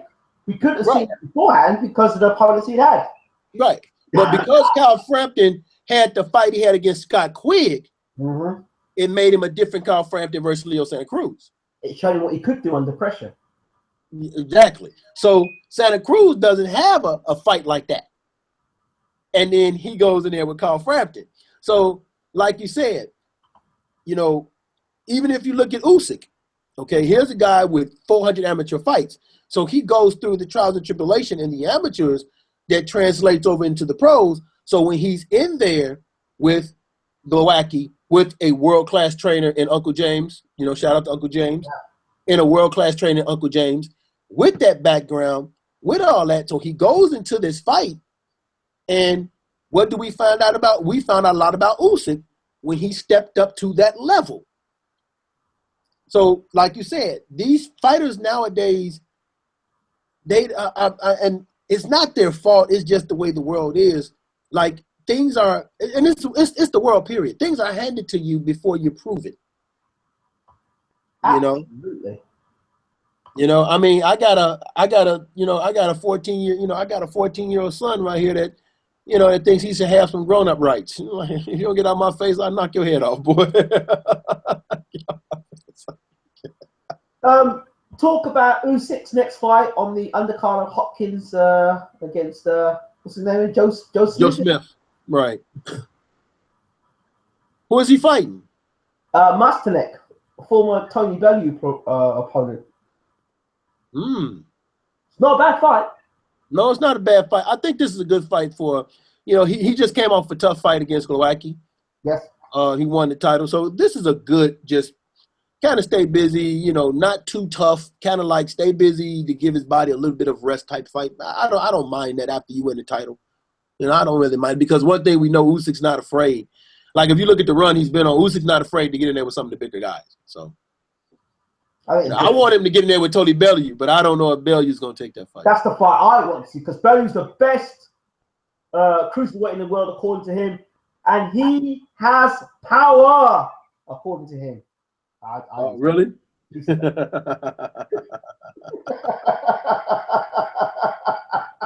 One thing about Tony Bellew, he knows how to stay relevant. He can sell himself. He can sell himself. I've always liked him. He definitely can sell himself. He's got the tools. But it's about having the tools to be champion or become a champion, and then there's certain tools you need to keep the belt. I don't fancy his chances highly against Usyk. Getting back to something we started out with, Oscar De La Hoya saying that 2016 was the worst year in boxing. I don't know how he works that. What maybe for him it might have been, but we've had some big fights. We had some big fights to come. We've still got Ward Kovalev. You got Ward Kovalev. You got Charlo versus J Rock. You got Leo. You got Charlo versus J Rock. Frampton Santa Cruz this year. No, that's next year. No, we had it this year already. Oh, okay. So Frampton Santa Cruz is this year. We had it this year. They fought already this year, didn't they? Right. Leo Santa Cruz and Frampton fought this year. Thurman versus Porter took place this year. Okay. So you had some fight. That was a big fight. That Reed didn't get as much selling. Right. Usyk, Glowacki. You just had Cuadras versus Gonzalez. There you go. My issue with Oscar De La Hoya saying that is that if that's true, then Oscar shoulders a lot of the blame for that, and I'm gonna tell everybody why. When Floyd Mayweather retired, Oscar wrote this long letter saying how that was the worst era in boxing. He also said how now that Floyd Mayweather is gone, this is the Canelo era, this is the Golden Boy era, and things that we're going to do, we're going to bring back boxing. Okay, well, if this is the worst year, Oscar, that means your guy and you didn't do what you said you could do to bring back boxing in the year 2016. Like, when you think about it, what big fight did Oscar give us? Amir Khan and Canelo? So I know people criticize Floyd, but look at Floyd's resume and the guys he fought. Look at the guys he fought. When he came back, who's the first guy he came and fought? Juan Manuel Marquez. Look at his run after. Listen, I tell everybody, you look at Floyd Mayweather's run when he came back out of retirement. Everybody he fought was coming off 3 to 4 fight win streaks. Nobody he fought were coming off fights where they had a draw or 1 fight win streaks. Everybody he fought had 3 to 4 fight win streaks, and some of them dudes were champions. Okay? The Canelo fight that everyone was talking about back then, Canelo's going to destroy Floyd. What Canelo's going to do is Canelo's going to do that. Remember that? Yeah. Remember Pacquiao? Pacquiao's going to do this, and Pacquiao's going to do that, and Pacquiao's going to do this. Remember? Yeah.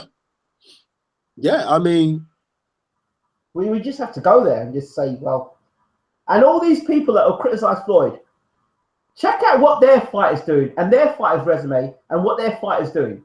To criticize Floyd, all right, okay. So you criticize Floyd. You don't like Floyd's style and you think Floyd's a bum and you think he's a cherry picker. All right, Let's look and see what your guy's doing in his career. Let's see his resume and see what he's doing.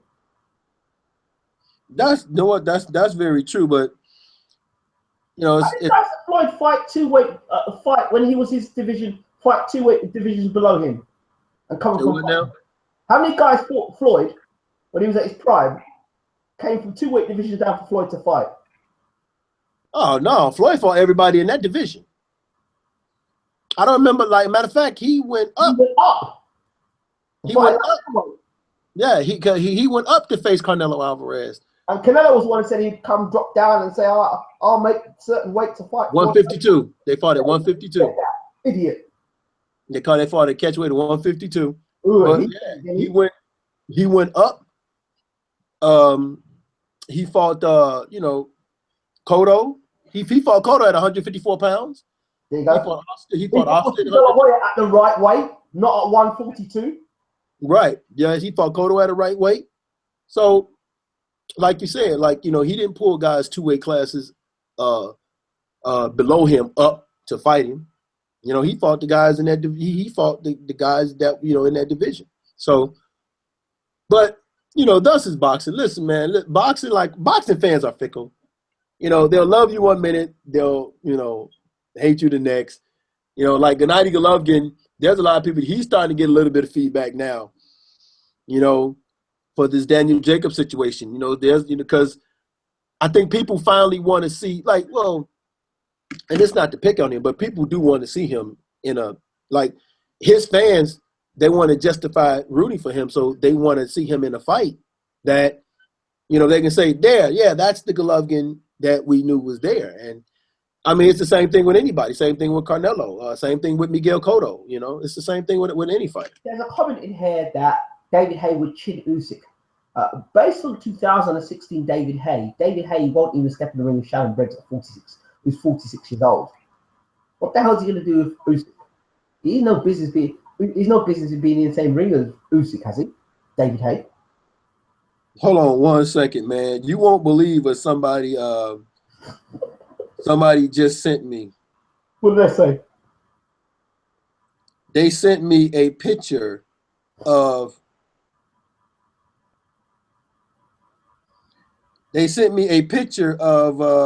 Victor Ortiz doing a rap video. He did a music video. I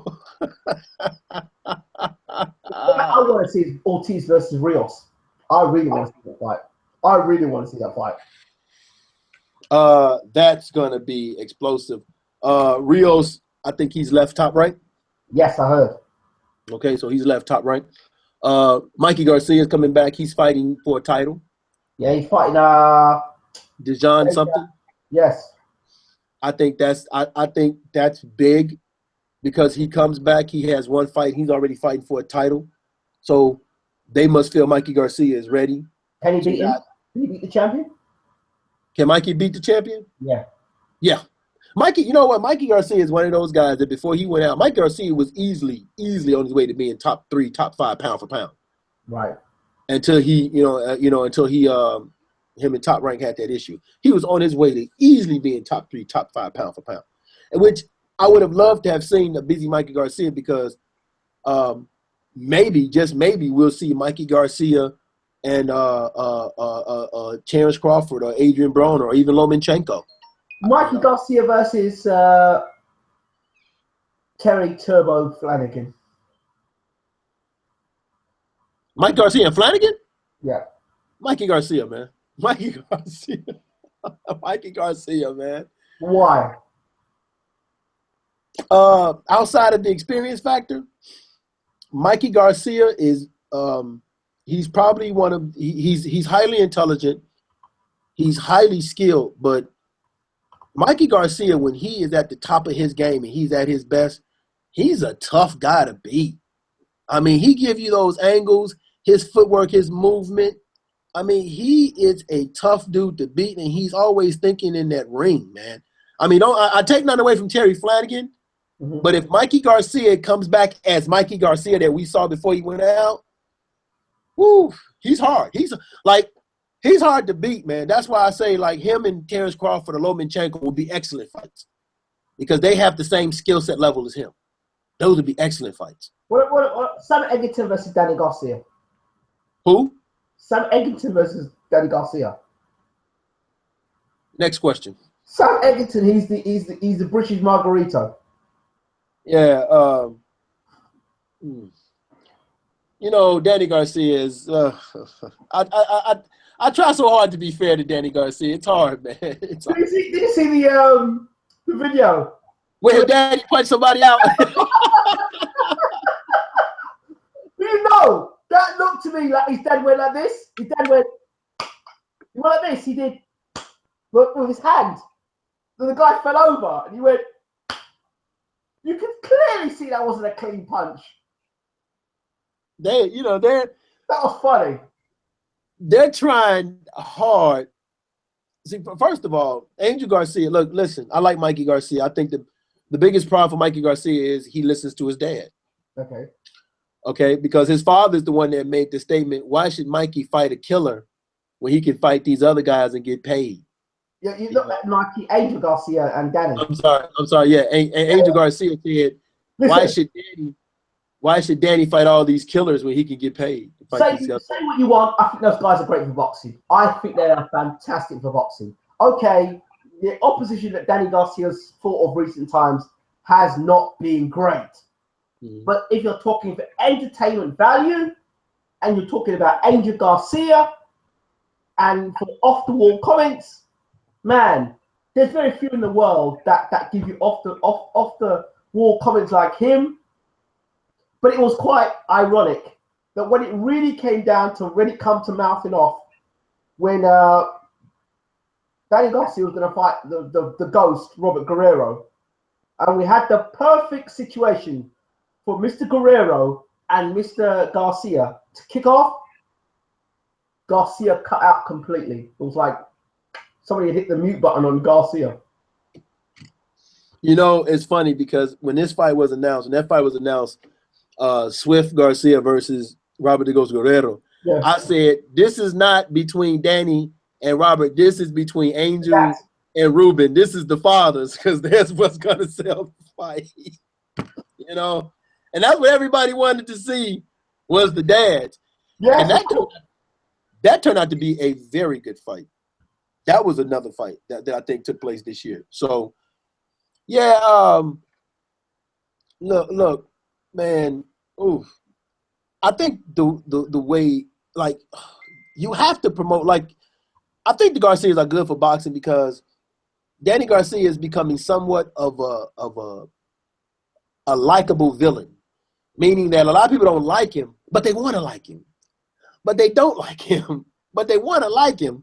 But he does and says things, and some of the moves he makes you not like him when you really want to like the guy. So, you know, I think he's good for boxing in that aspect. And then, like you said, like these guys know how to, from an entertainment value, they know how to keep you entertained.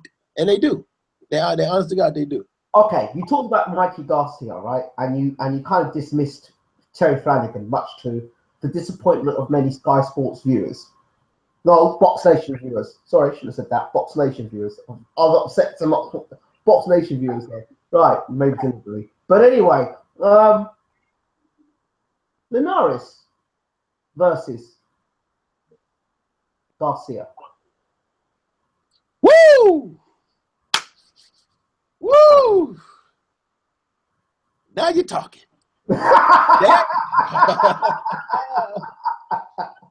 Let's talk. Now you're talking. Now we're talking. No Eggington. Jorge Linares versus Mikey Garcia. Yes. Now let's talk business. That is an excellent fight. The only thing is, I didn't like what I saw in Linares against the Croya fight toward the end. It looked like he kind of was trying to either gassing out a little bit or trying to save something in the tank. It wasn't as busy and it wasn't as active. And he was giving Crolla a couple of opportunities. Mm-hmm. You can't do that against Danny. Because Danny don't need that many opportunities. I mean, not Danny. You can't do it against Mikey. Mm-hmm. Because Mikey don't need that, he don't need that many opportunities. But from a skill set level, and let's get one thing straight, Linares can punch.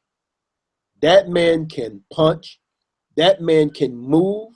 He can give you angles. So it would be a mirror version of themselves fighting each other. So I see Linares giving Mikey some serious problems. Wow. Serious problems. I do. I think Linares, I'm not saying he'll beat him. I still believe in Mikey. But Mikey will have to be the Mikey we've known before he left, because Linares is going to come to that ring with all the muster, all the energy in the world, because Jorge Linares, say what you want to say about him, the guy is always ready. The guy is always in a fight. So Mikey Garcia is going to have to come, because Jorge Linares, exceptionally skillful guy. Like, he was just more skillful than Croya. He was just, like, you saw the difference in skill set level when he fought Croya. Yeah, I mean, it was obvious. Okay, so Mikey Garcia, he's going to have to bring his A++ game, not just A+, A++. But that's a fight. I paid $50 for that fight. I paid for that fight. That's a fight. Okay, I'm going to do something now, right? Bayloric TV has just had Bayloric has just sponsored. We have got the money now to make some super fights. Okay, we are going to take on the attitude of the UFC. We've seen what we've done at the UFC. We've had long conversations with Dana White, and what we want to do, the Bayloric vision now, is to clean boxing up. And by cleaning boxing up, what we're suggesting is myself and you together in partnership. What we're going to do, we're going to make the big fights happen. No talking. First of all, start with the heavyweight division. How do we make a scenario where the best fight the best? Let's make it happen. We're going to clean it up. The best fighting the best. No BS. No politics. We're delivering it straight for the fans. Between now and next year, we want an undisputed champion. How do we go about it? Let's go. First fight. First fight in December 10th or December 10th. What do we do now? Klitschko's not good. Fury's out. Joshua's still around. David Haye's floating about. Lucas Brown's floating around. Luis Ortiz. What do we do? Luis Ortiz is no longer fighting in Monaco. We've pulled him out of that. He hasn't signed with Eddie Hearn. He's still with Top Rank. Or Golden Boy, sorry. Let's go. Woo. That division would be hard because you got all the vacant belts out there. I think no. Get no vacant belts. We're not talking about belts here. We're talking about cleaning up the division so we have one undisputed champion. I.e., back in the day, like when Don King did that tournament, like how Andre Ward fought. Yeah, right. I remember that. Nobody Don King did the heavyweight tournament like that. Uno, that's it. So we need to have a situation where we clean up, so we have numero uno at the top. What you do is you take the top 5 guys. So who are the top 5 guys? No, listen. You take the top 5 guys. Better yet, take the top 5 guys. Depending on what organizational ranking. That's my point. Okay. So I take it back, not the top 5. Take the top 3 guys of every ranking division. Right. Okay. The WBC, WBO, IBO, IBF. Right. The top 3 guys. No, the top 3 guys or top 4 guys are in a tournament to fight each other. That winner will face the champion. What about a Super 8? You can even do that. You can do a Super 8. We're negotiating at the table. Me and you are negotiating this Bayloric tournament. Super 8. Then what we're doing is we're saying, listen, this is what we're going to do. Okay. WBC, give me your top 3 guys. WBO, give me your top 3 guys. IBO, give me your top 3 guys. Okay, hold on. Let's get the viewers involved here. Right. Those people who are watching at the moment, we're going to look at the heavyweight division. If somebody can now research the top 3 guys in the IBF, WBC, WBA, if you can bring those guys together, who the top 3 guys are, we're going to keep building this heavyweight 8 fighters tournament. Right. So let's get the viewers involved in this interaction. It's the heavyweight tournament. We're looking to make one undisputed champion. Okay. So while the guys are doing that, so you get those 3 guys together.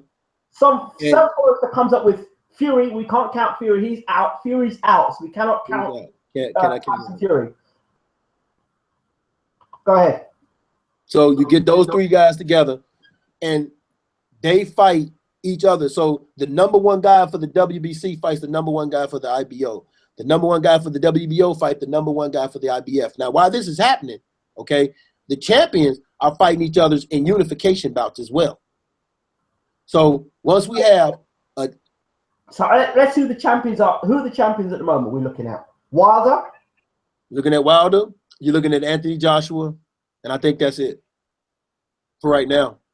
So Wilder and Joshua have to fight. They have to fight. That's the first fight. They have to fight. So the first fight we are demanding on Bayloric is Joshua Wilder. Yeah, they have to fight. So they fight. They fight. So then while the WBA and WBO is, got their little mandatory guys fighting, we got Wilder, we got Wilder and Joshua fight. Now the winner of Wilder and Joshua will face the winner of one of the other champions. So we've got some guy that's come out and said, Cokehead, SpongeBob, and Femi. That actually makes a lot of sense, though. That makes a lot of sense. That makes a lot of sense. I gotta give him that. That's SpongeBob and Femi.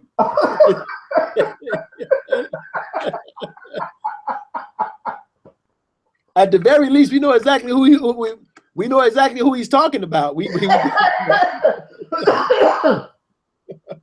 There's some funny people out there, I'll tell you.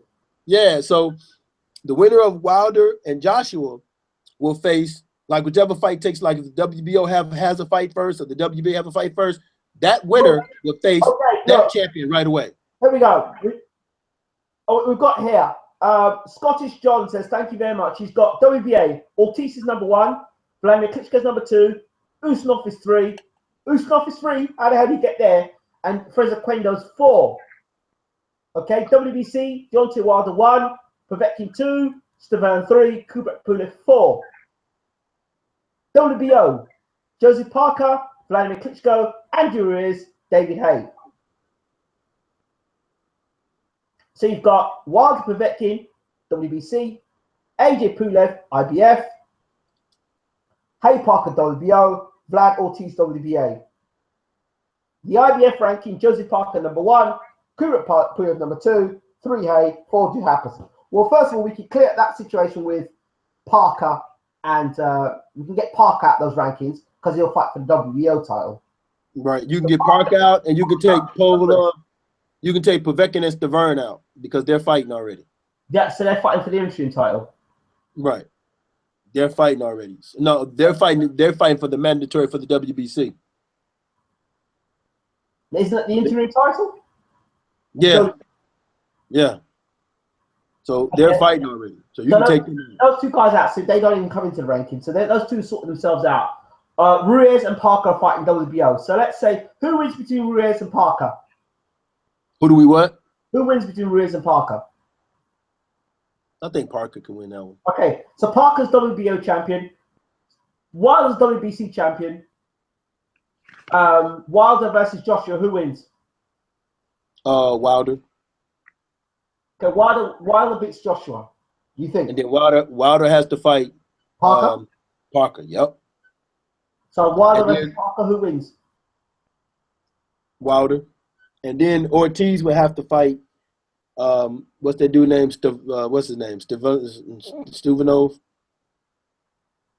Parker would fight Usmanov.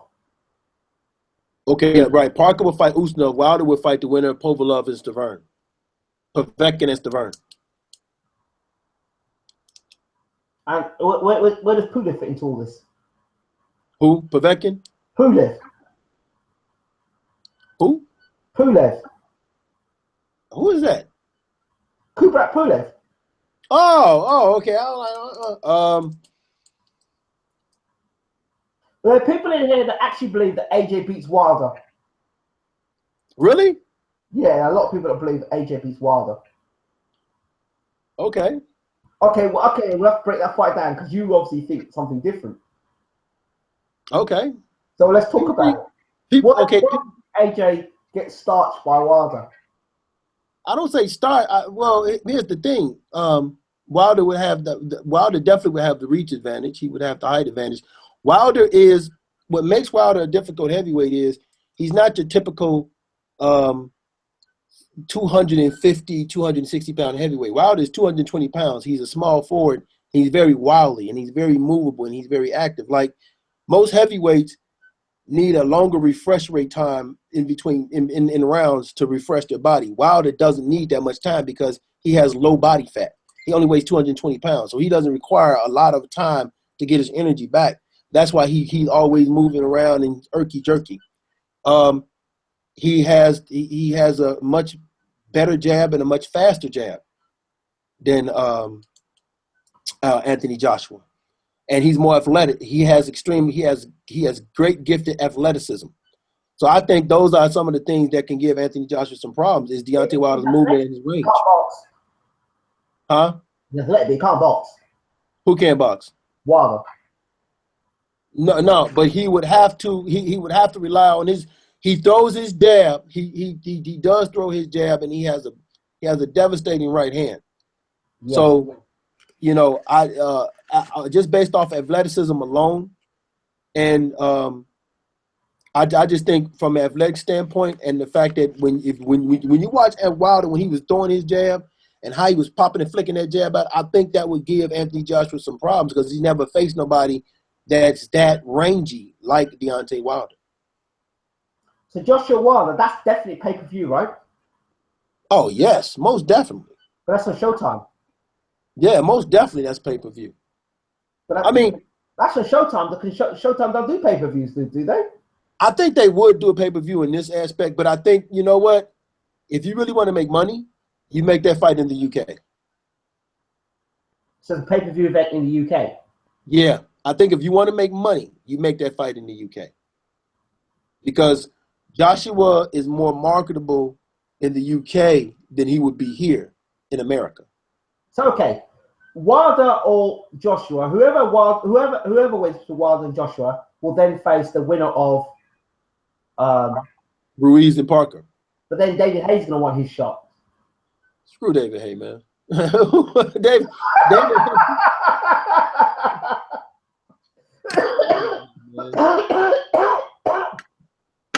You know what? I tell you what, David Haye would have to do a rematch for me with Vladimir Klitschko and give me a better performance. Then we can talk about you being up there with one of these big guys. Scottish John says Wilder would spot that stiff, flat-footed clown AJ. So far nobody's been able to do that just yet. So that stiff, flat-footed AJ to put a lot of guys on their back. AJ. Oh dear me. AJ Summers can be predictable with the jab right hand, always looking for the 1-2. Right. That's true.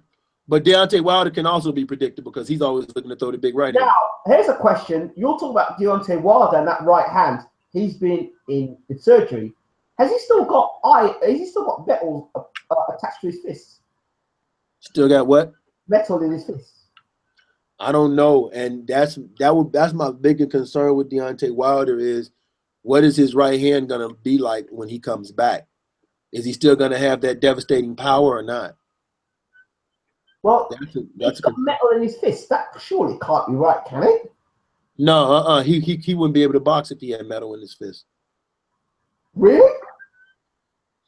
That's what I thought. I mean, that's a clear-cut unfair advantage if he's got metal in his fist. I'm sure I think he has some metal plating in his fist to hold his hand together or something like that. Somebody in the room, please clarify that for me. That Deontay Wilder had something wrong with he had some metal plate, not metal plate. He had something in his fists, something wrong to hold his fist together, because he had brittle hands. Deontay Wilder, please check. Somebody come and mention something about that because I know there was something talked about it.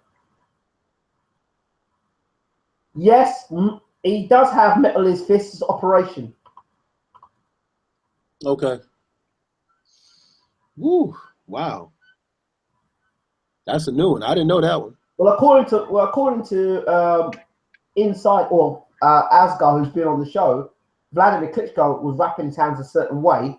And before they actually came in to check in the dressing room, and they discovered Vladimir wrapped his hands up. And they were asking, basically, Bonto was basically saying, hey, you know, What will you allow? You know, how much would it cost for us to, you know, let the fight go ahead without his hands being wrapped?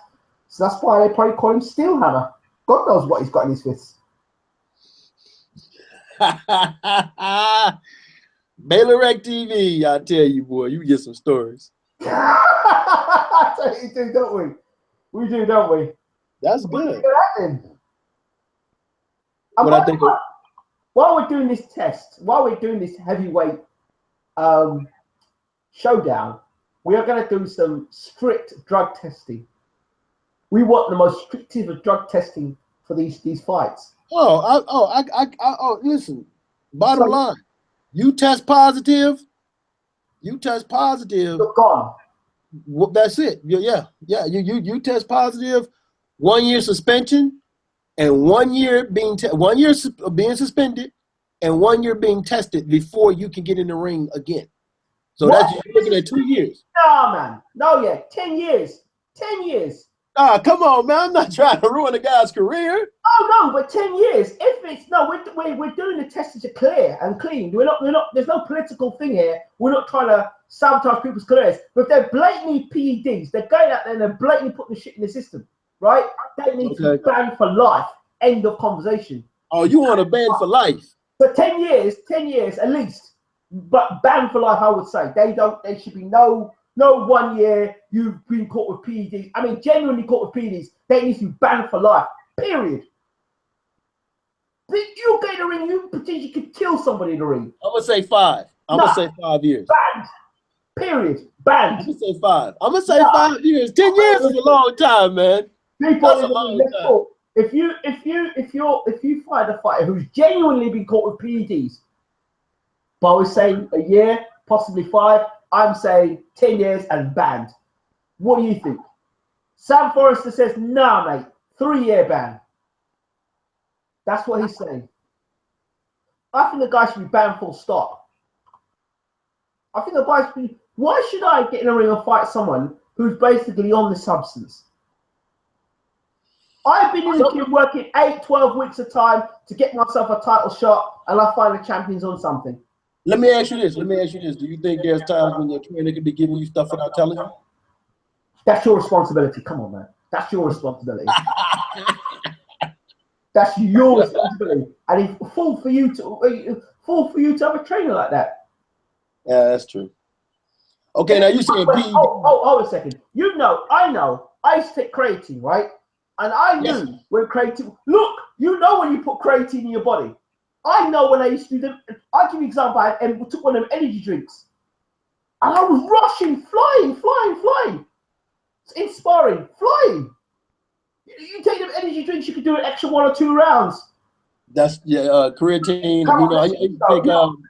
You're doing them reps. You normally doing them reps, and you suddenly can push them reps, do 4 or 5 more reps, more trains looking good. Man, you're coming on real good. Yeah, I used to do creatine and amino acids. So you know, so you know. Right, and I used to drink this drink called Rip Fuel.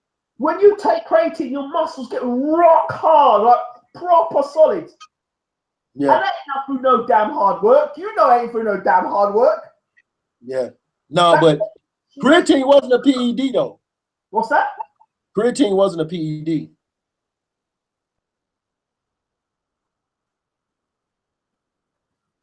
Was there any substances within creatine that could have been a PED in 2016? That's very debatable and could be very true. Because the creatine was giving me a boost. It was definitely helping me out. Creatine, I actually stopped taking creatine.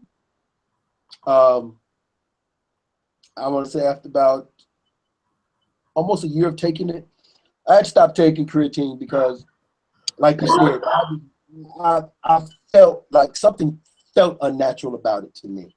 Yeah. So I stopped taking it after about a year.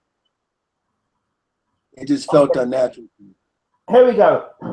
People are in the room, and here they say, Sam Foster says, nah, mate, 3-year ban. Hartley Mushers, 2 to 3-year ban. Mark's MBE says, every top athlete takes some sort of PEDs, but then again, there's levels.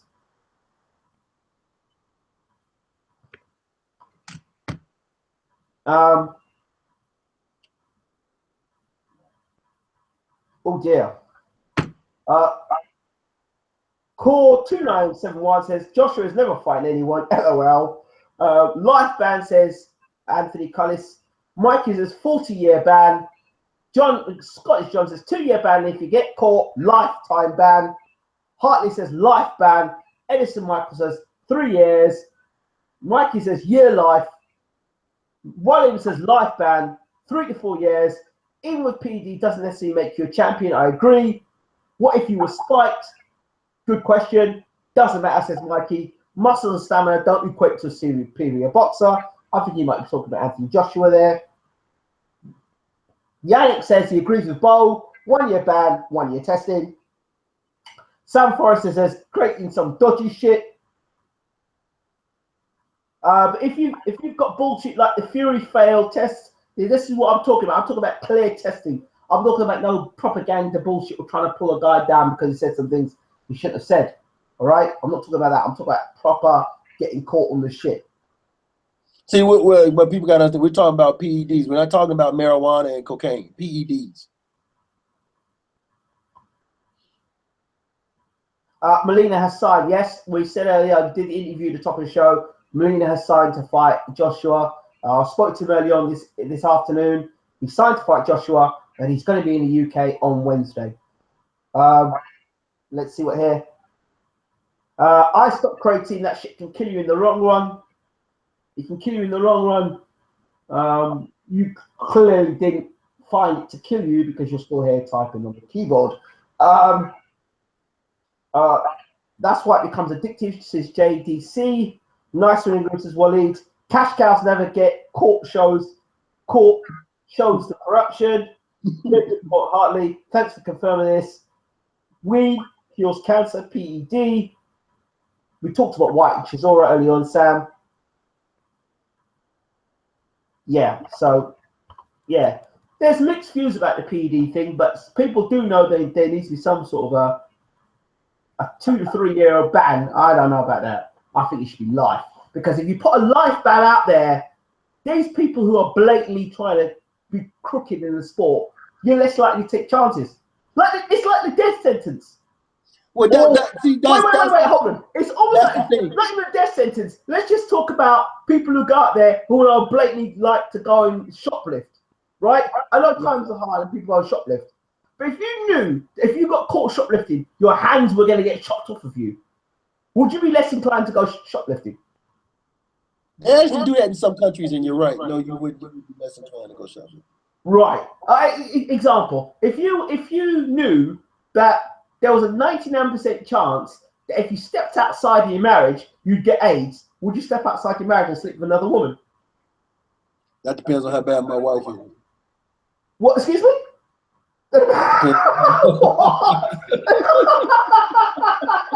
What? So AIDS is worse. So you'd rather AIDS than put up with your miserable wife? Is that what it is? Yeah, baby, man. Oh, man, well, but no, you're right though. No, you're right. No, you wouldn't. I mean, there are extremes, but if you put such sanctionings in place to stop the crap.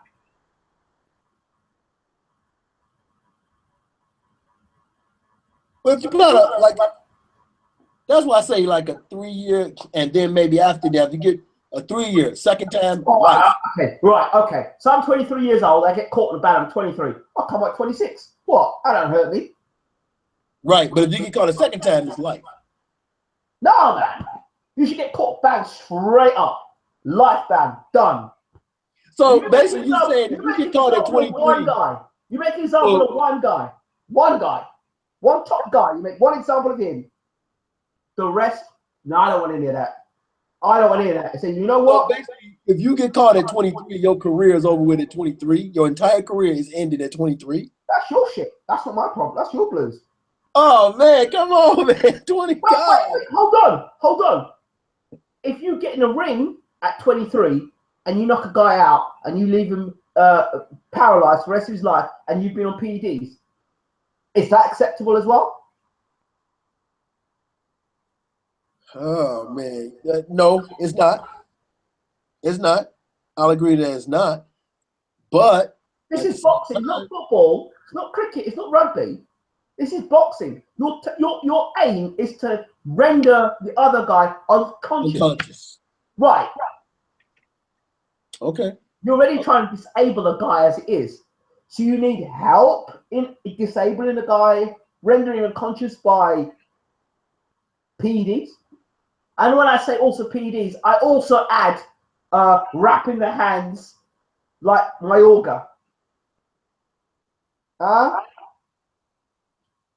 I think that's still a problem as well, because look at the career of Cotto. Imagine that fight in Mayweather never happened. No, you mean Margarito. What sort of fighter would we have had in Miguel Cotto?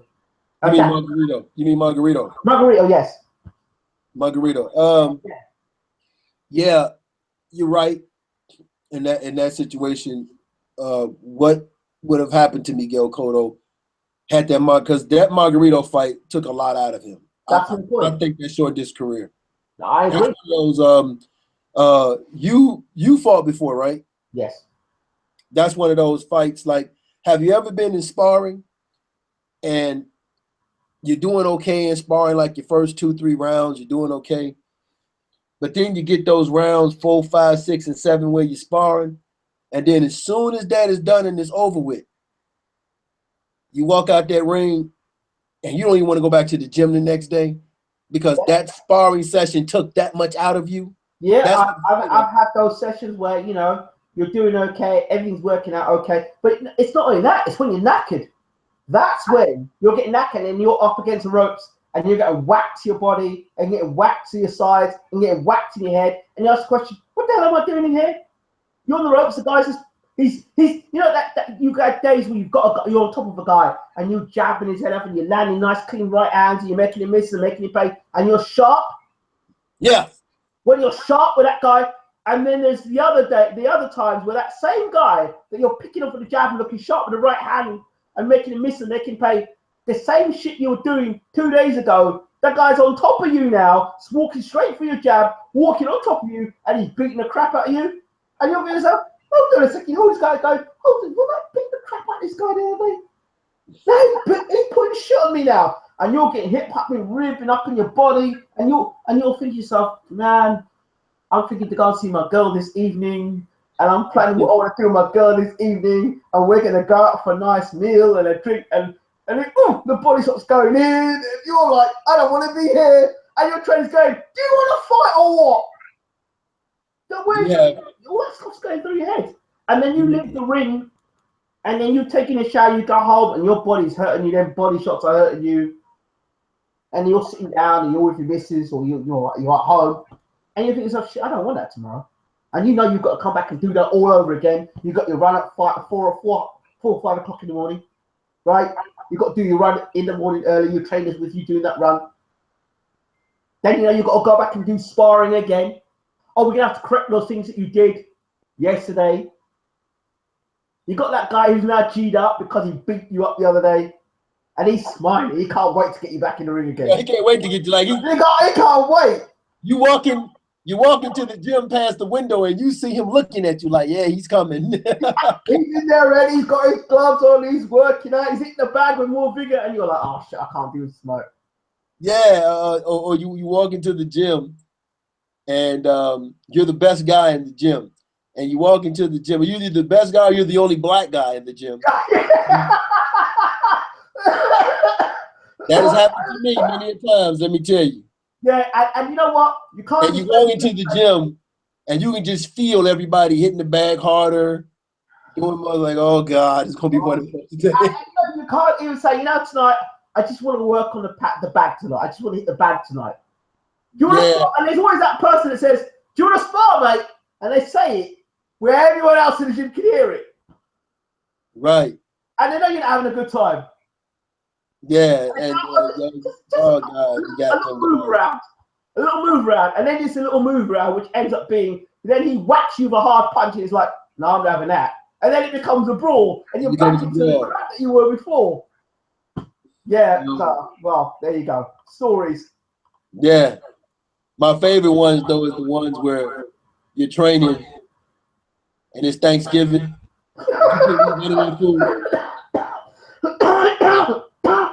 You're making You are sitting there and you are pissed. You're making me feel pain all over again, mate. Yeah. Okay, somebody's asking a good relevant question. What if the guy was to take something over the counter medicine that had been banned, that had a banned substance in it by accident? The lifetime ban would be severe in that circumstance. Okay, now, like I said earlier, when it's the lifetime ban, we have to examine the lifetime ban. We can't just say you're banned and that's it. We have to examine the circumstances. If somebody's gone over the counter, well, first and foremost, I think every boxer, before they get their license, should be forced, not asked, forced to be educated on what is a banned substance and what is not a banned substance. And the British Boxing Board of Control or the USBA, whoever the federation is, should educate their fighter on that. I agree. If they're fighting for a world title, the same thing should be done. Half a day, you're fighting for a world title. Before you fight for the world title, these are the substances that are banned. If you take these substances, you will be banned. 10-year ban. So after you've been warned and you then still decide to go over the counter and take a substance, or you decide to get caught, or you get caught with stuff, then lifetime ban. I agree. Also, I want to add something else. If you buy something over the counter, before you take it, you should present it to the council. Say, listen, I bought this over the counter because, you know, whatever I needed or whatever the case may be. So this is what I bought. Here it is.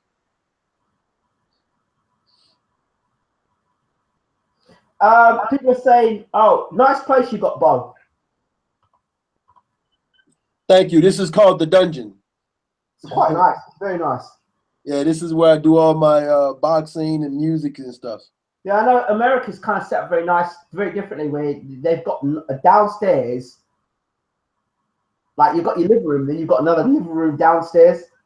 Oh, no, I got my basement, then I got a first floor, then a second floor, then a third floor. Dang. Then a half a step, and then like everybody's bedroom is on one floor by itself.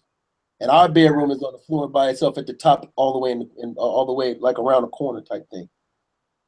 Yeah, the way you got to set up there, you always got to set up there like if you're a music mogul. What they call the guys? What those?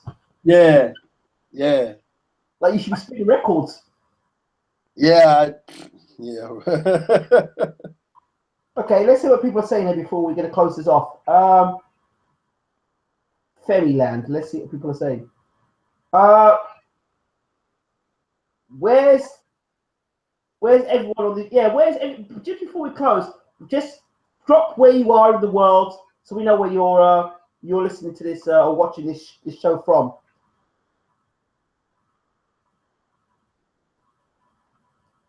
Somebody's saying it's not smart to spar when you don't get paid.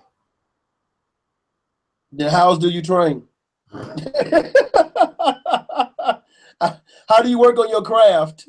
I'm not sure. Sam Forrester, A. Watford, we're wrecking from Bournemouth, England. Shout out to Bournemouth, love the place. I remember a nightclub you had there years ago. 2 floors called the Zoo. It's still one of the best. I've traveled to a lot of nightclubs and worked at a lot of nightclubs, but the Zoo was one of the best nightclubs ever. It was the first nightclub I went to that had a pool table in it and had a pool table in it. It was absolutely amazing.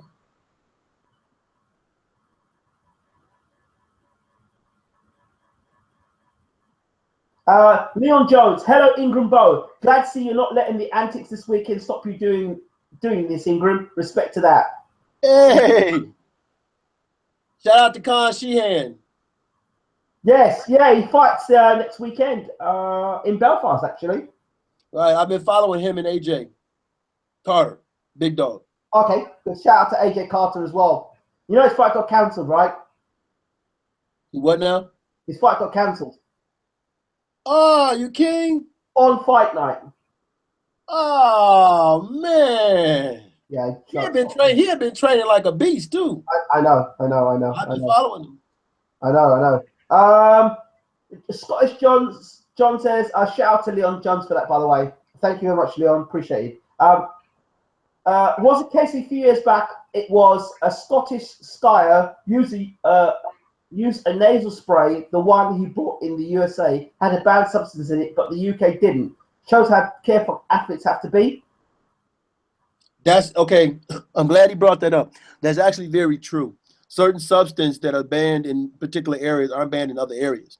That's why I said if you buy something, let the council know what it is you bought, because it might not be banned in your country, but may be banned in the country that you're gonna fight in. You know, I think Red Bull's banned in the USA.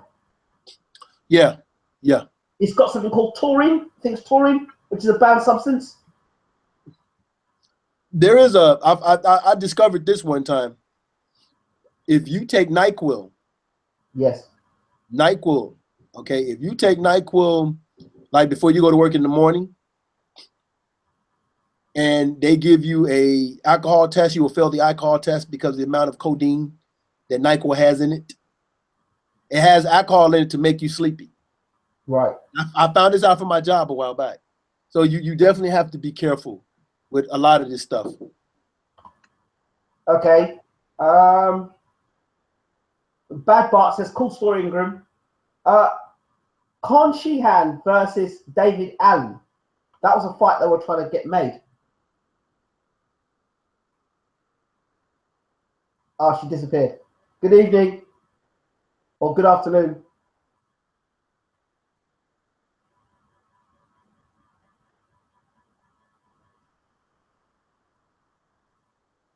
It's my lovely daughter. This is my baby. Put your hand down. Hello, how are we doing, man? Give me a kiss. Give me a sugar. Give daddy sugar. All right. Hey, can you bring me some water, please? She's 16, man. That's the one that I do the spar, the one I take for fighting. Okay. Call 2917. Taurine is banned. It's not even a stimulant, says call 2917. 2971. Yes, but it is banned in it's definitely banned in America. What USADA does is you call them and ask if the supplement you're using is legal. That's pretty good. I like that. But you know what? Also, I want to make it clear that an effort has to be done to put out to the fighters what's okay and what's not. Like, I think when the fighters land, like if a fighter's going to go to another country to fight, as soon as he lands, somebody should be there and say, hey, here's a list of things that's illegal, you know, if you're going to fight here. Okay. Bart says, hello to Bob's daughter.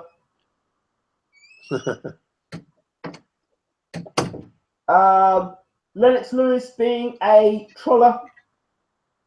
Lennox Lewis being a who? A troll. A troll? Yeah, he's been an anti-AJ. I like Lennox Lewis. Because Lennox said that Klitschko would beat AJ. No, people got to understand, sometimes fighters are asked a question and they're given their honest answers. So that's not them trolling, they're just giving their opinion. That's no different than what we're doing. I agree. Sparring is good, but not all time, because does something are dangerous, not LL, just saying. I'm not sure. Yeah. Sparring is light, is supposed to be light movement, light workout to work on some of the things that you're trying to improve on. But we all know it don't always happen like that. that way. And there's difference between the different sparring sessions can be just, you can have technical sparring. There's that. Yeah. And then there's open sparring. Right. There you go. That's the term I was looking for. Right.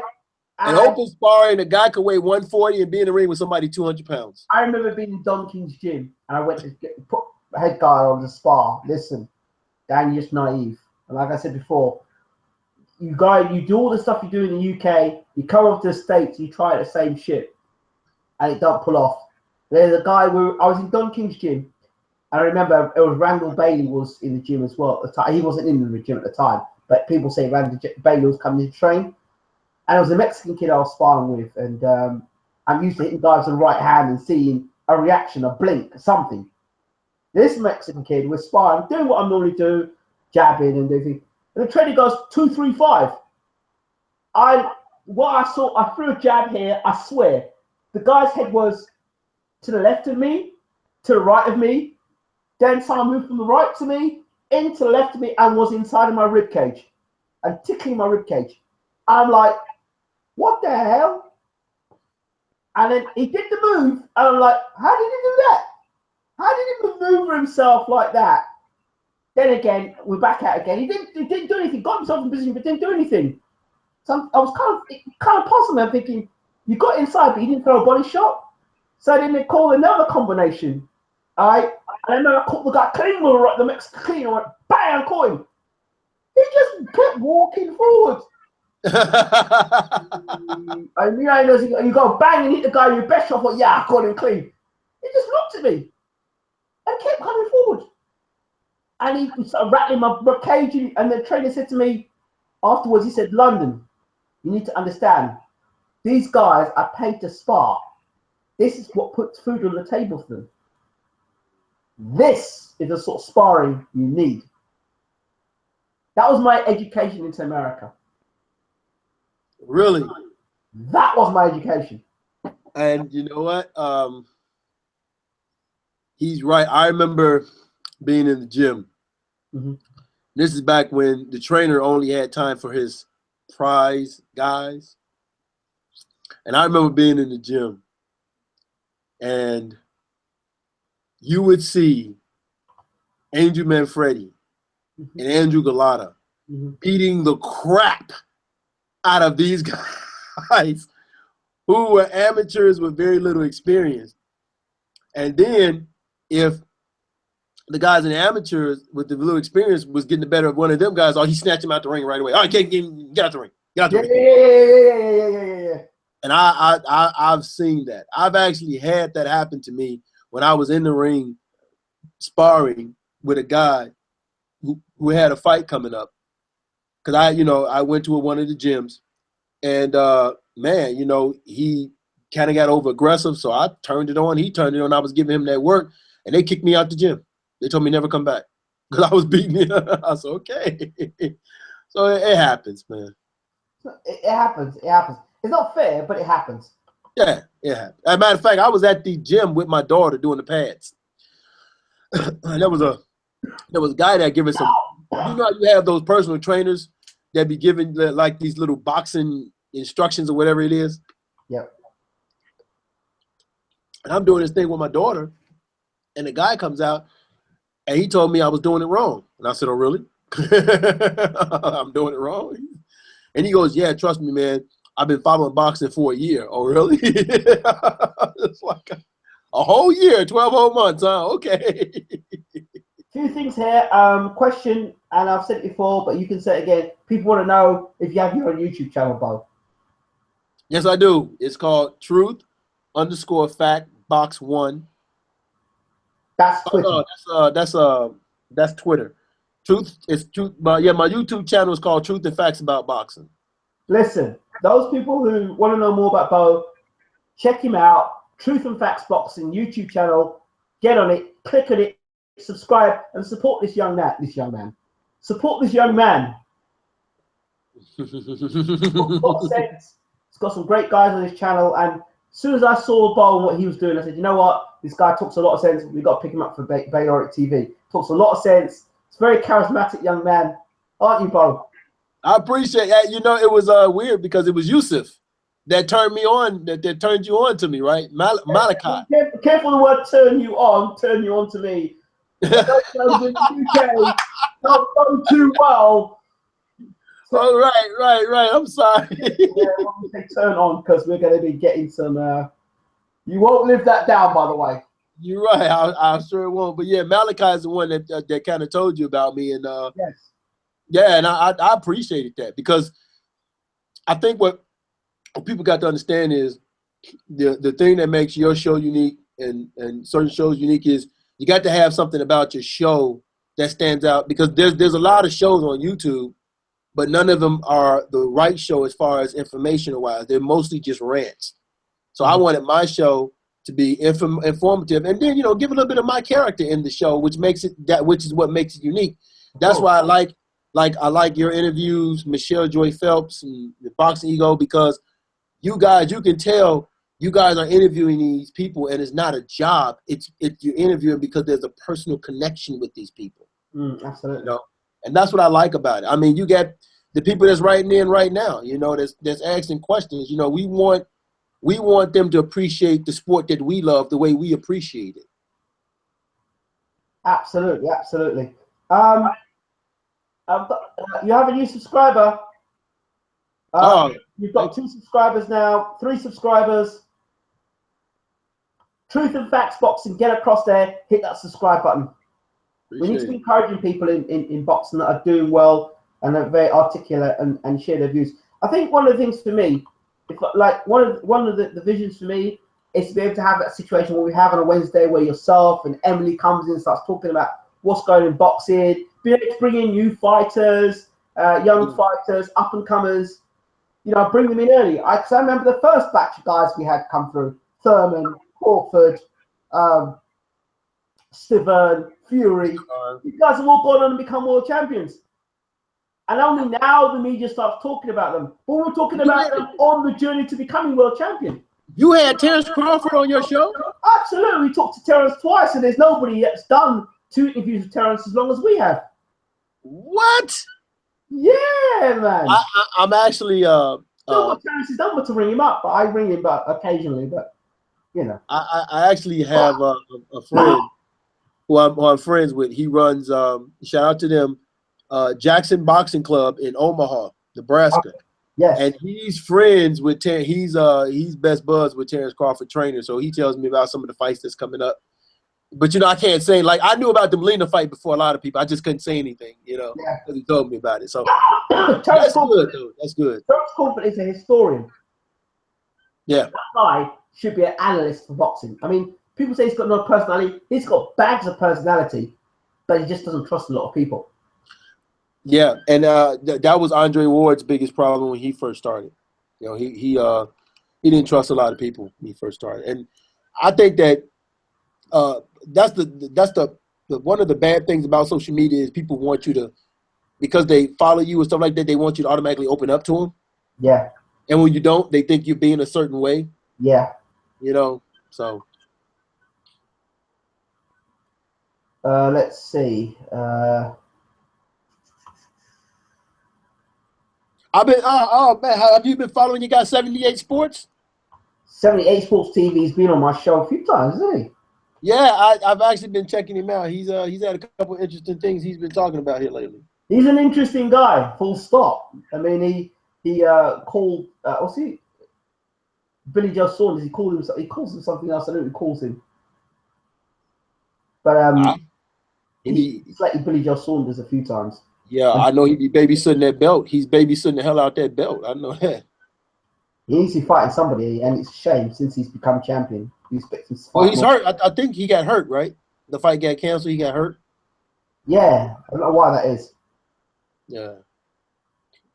Yeah, he calls him Billy. Yeah, Billy Hole Saunders. That's what he calls him. Yeah, that's pretty much everybody calls him Billy Hole.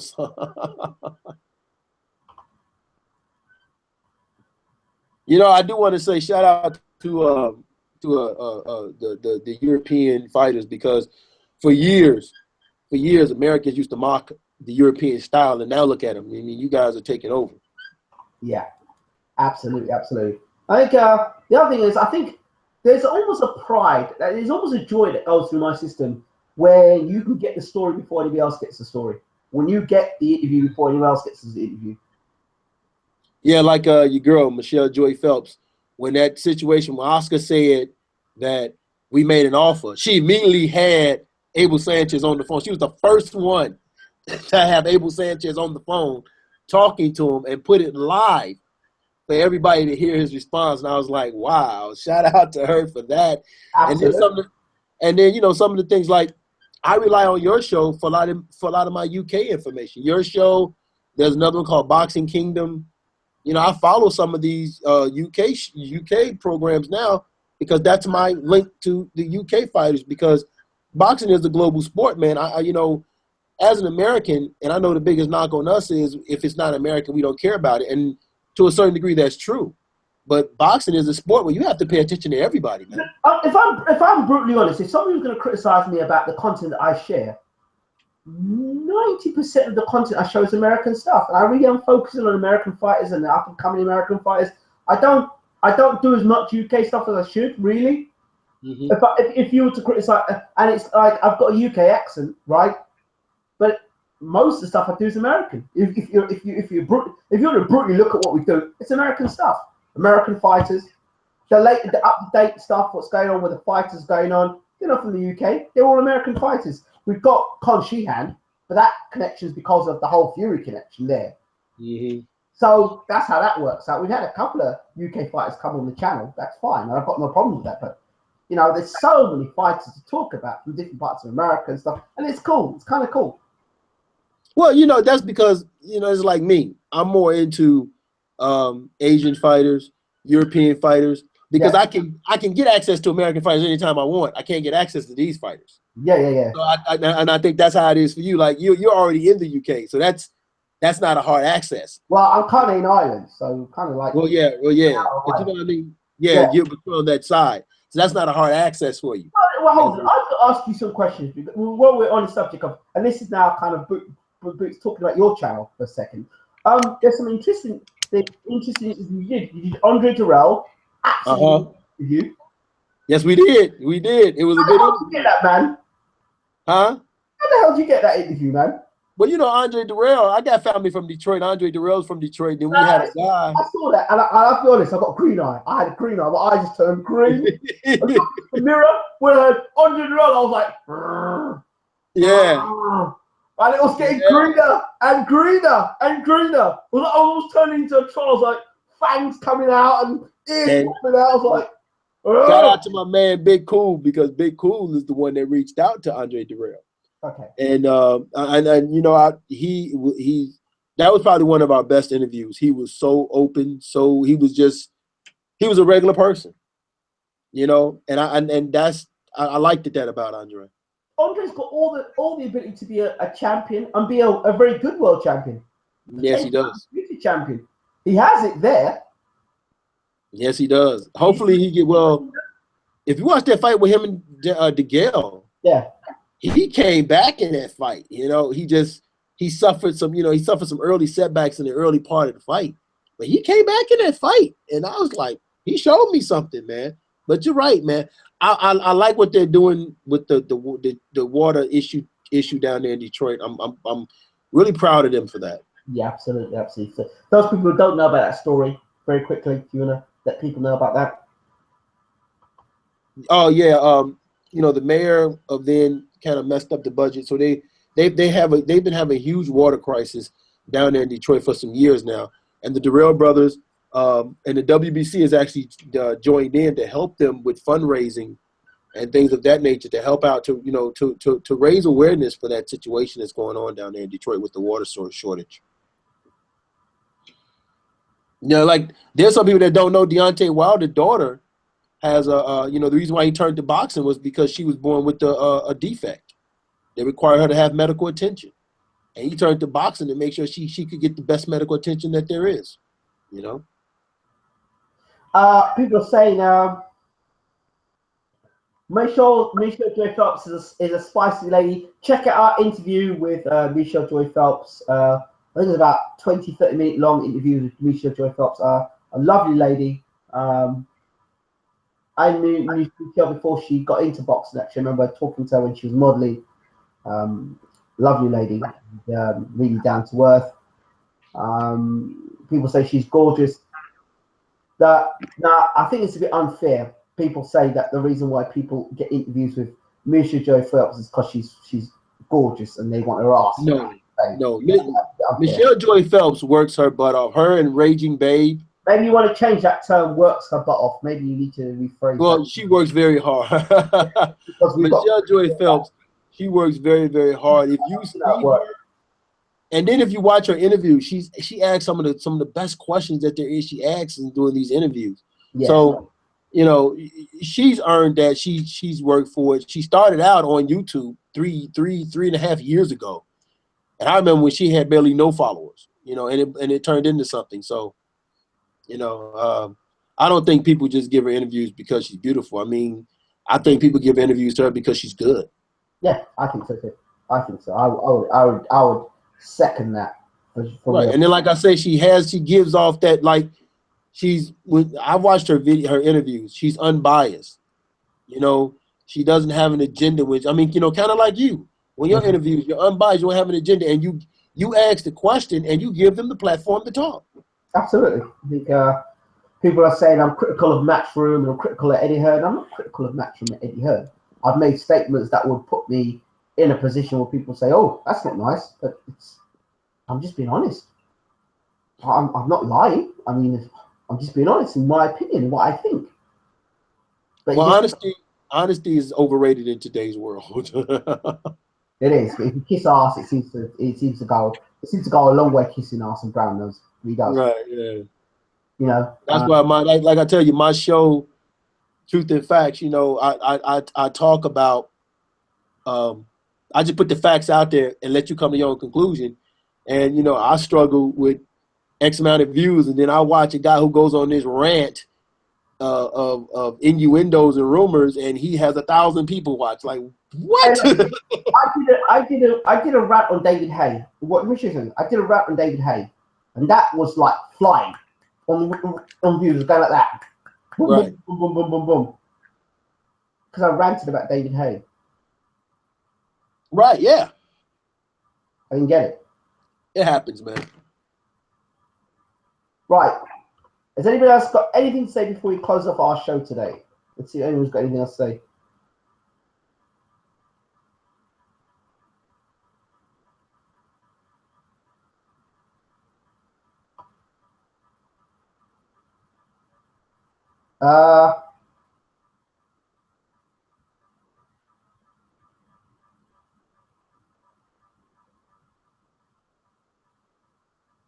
I certainly don't think Michelle Joy Phelps gets interviews based on her looks. I was just saying she's just gorgeous.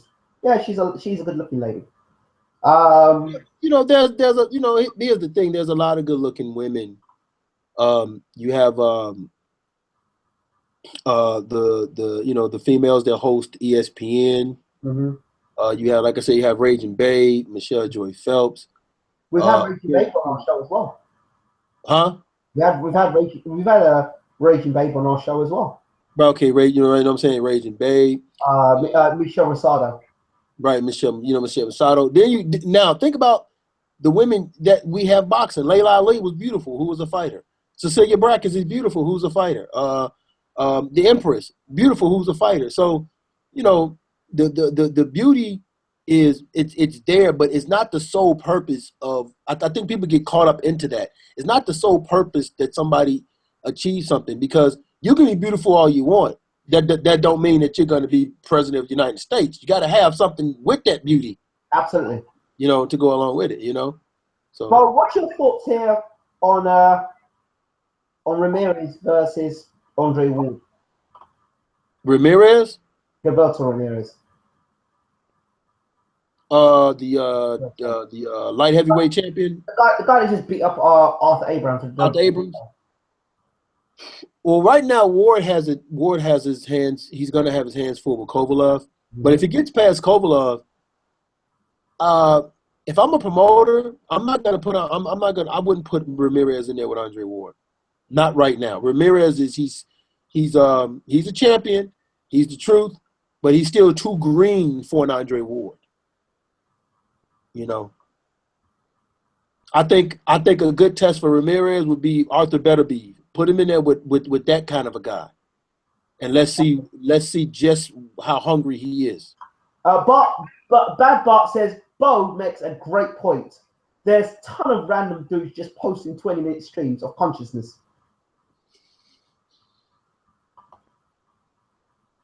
Yannick says great shows always, guys. Yep, I think controversy sells. That's what it is. Yep, controversy sells. Controversy creates cash. Eric Bischoff said that. Controversy creates cash. Okay, we're going to close. One final thought. Katie Taylor turning pro under Eddie Hearn. What do you think? Oh, Katie Taylor turning pro. That's well, you know, Clarissa Shields just be turning pro. She's going to be on undercard. I think that's Clarissa Shields is younger though, isn't she? She's younger, much fresher than Katie Taylor. Yeah, but I think that's good for women's boxing. It really is. It's good. I think women's boxing needs more attention. I know that they're underpaid because they're rarely talked about. So they're underpaid, and they need more attention because if you watch a women's fight, they are more fundamentally sound. Even if you watch women's basketball, they're more fundamentally sound than men because they're not trying to do the fancy stuff. So, I mean, it helps the sport. So anything that helps the sport, I'm all for it. But I definitely think that women deserve their shine as well. What angers me is someone like Chisora Brækhus. I think she should be really shouting from the houses, undisputed champion. People need to hear more from her. Yeah, I agree with you. The only problem is, and I said this in the podcast on the movement, I said the problem with, and don't get me wrong, I love America. I was born here, and it's one of the greatest countries. But the problem is our arrogance, which is if you want to be a iconic star, it has to go through us, so to speak. Yeah. And the problem with it is if one of us isn't there, then it's hard to be that iconic star because we don't pay attention to things outside of our bubble. Right. And that's the sad part about it, you know.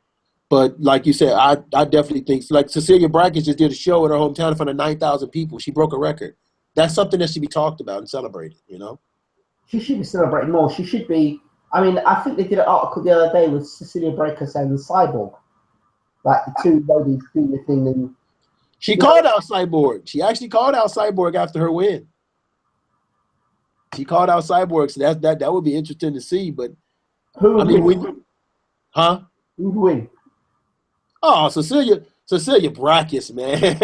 That girl. Listen, the only way I see you beating her is in her sleep. Cecilia Brækhus is, when you watch her move, her movement, and she's fluid. I mean, oh my God, she's like a female version of Floyd Mayweather. She's very good. Brækhus versus the fight I'd love to see is Brækhus versus Ronda Rousey. Are you kidding me? I'm serious. I'd rather see her fight than Holly Holmes, man, than Ronda Rousey. You know why? Only because two reasons. Number one, because all that crap that was talked about how Ronda Rousey would beat Floyd Mayweather never was ever going to happen. And secondly, because somehow they're deluding people out there think that Ronda Rousey actually can fight. They've been posting YouTube videos of her boxing. Have you seen that? I haven't seen it. No. How has she looked? She looks a lot better than she did when she fought Holly Holmes. They've been showing her videos of doing boxing techniques and boxing pads, movements and stuff like that.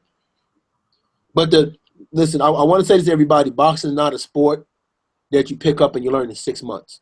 No, and the thing is, once you get hit in the chin, you're going to go back, revert exactly back to what you've been doing for so long.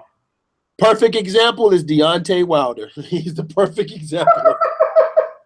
No, perfect example is Amir Khan. Yes. I didn't think about it. You are absolutely right. No matter what training he's got, he does the same shit, gets knocked out the same way. Same left hook, same right hand over the top, always. Same way, and falls the same way every time. Well, you know, Mike Tyson said everybody got a game plan until they get hit. Everybody got a game plan. Exactly. I didn't know you boxed, Baylor. That's good. That's good. I've had a feeling you did because the way you talk. Like fighters know fighters. I do have when I was in the Grenada, did you know in the Caribbean that Muhammad Ali's first pro fight he had, the mat for that is in Grenada. The ring for that is still in Grenada. It's in Grenada. Are you serious? I'm serious. I've got the video. If you go on my YouTube channel, you'll see it. Go on it. It's got me in there hitting the bags and stuff. I did a video recently of me in Ireland, out of shape, but got me doing some pad work there with the Irish coach, the national Irish coach. Oh, okay. I'm definitely gonna check it out, man. Yeah. So I'm not what I was at 40 years old, but hey, there's something still there, I guess. Hey, man. None of us are. I look back now, and I put the gloves on, Like I watch TV, these guys on TV. I'm like, I could beat this guy. What? Oh, yeah. I could beat this guy. So I put the gloves on. I go to the gym and I'm doing my workout and then I come out, take my shower, and then the next day I can't move. I'm like,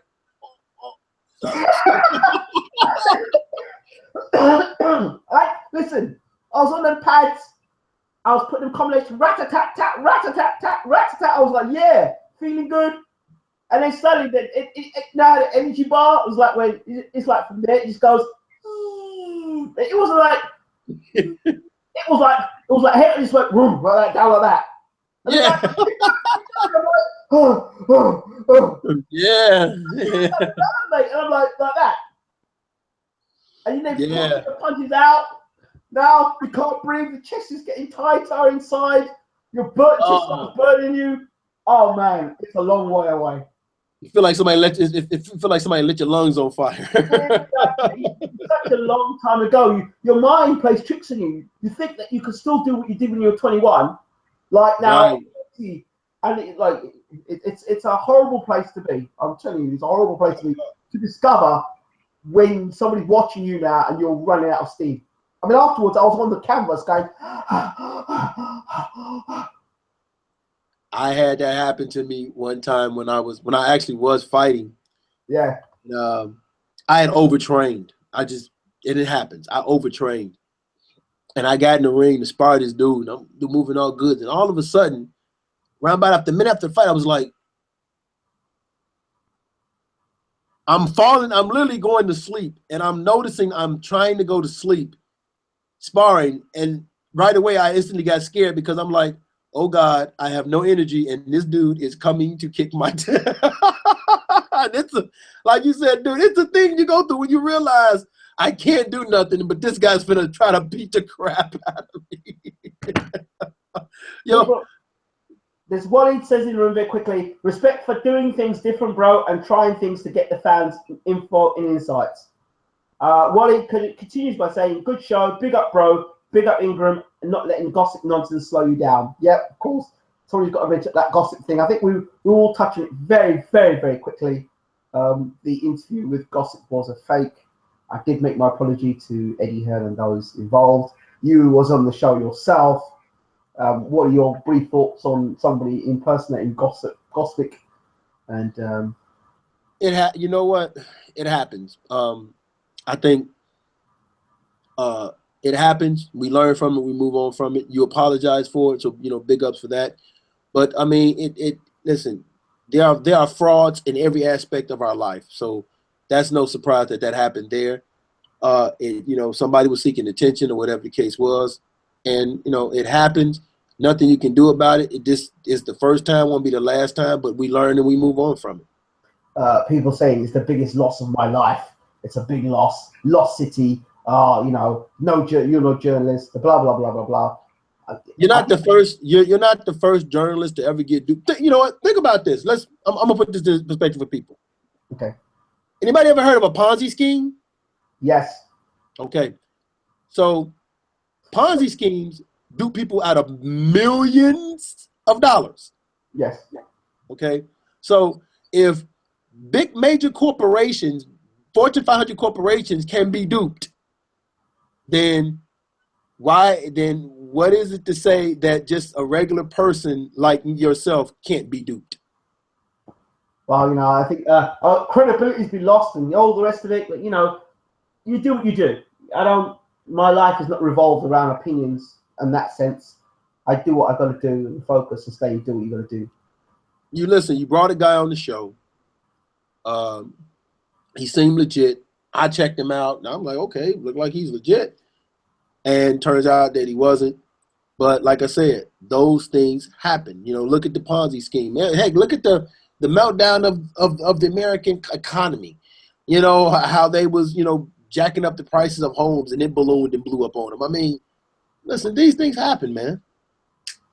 So, I referenced it to a used car salesman. And that's really, hey, we got duped by a used car salesman. Absolutely. But the thing is, I always go, two things is, I will say this, The first point is the intention. Why did I do what I did? It was given the opportunity for a journeyman to talk about, his thoughts of the game. And you think about it, not many people want to interview journeymen anyway. They're more interested in interviewing the superstars of the sport and trying to get themselves a big name.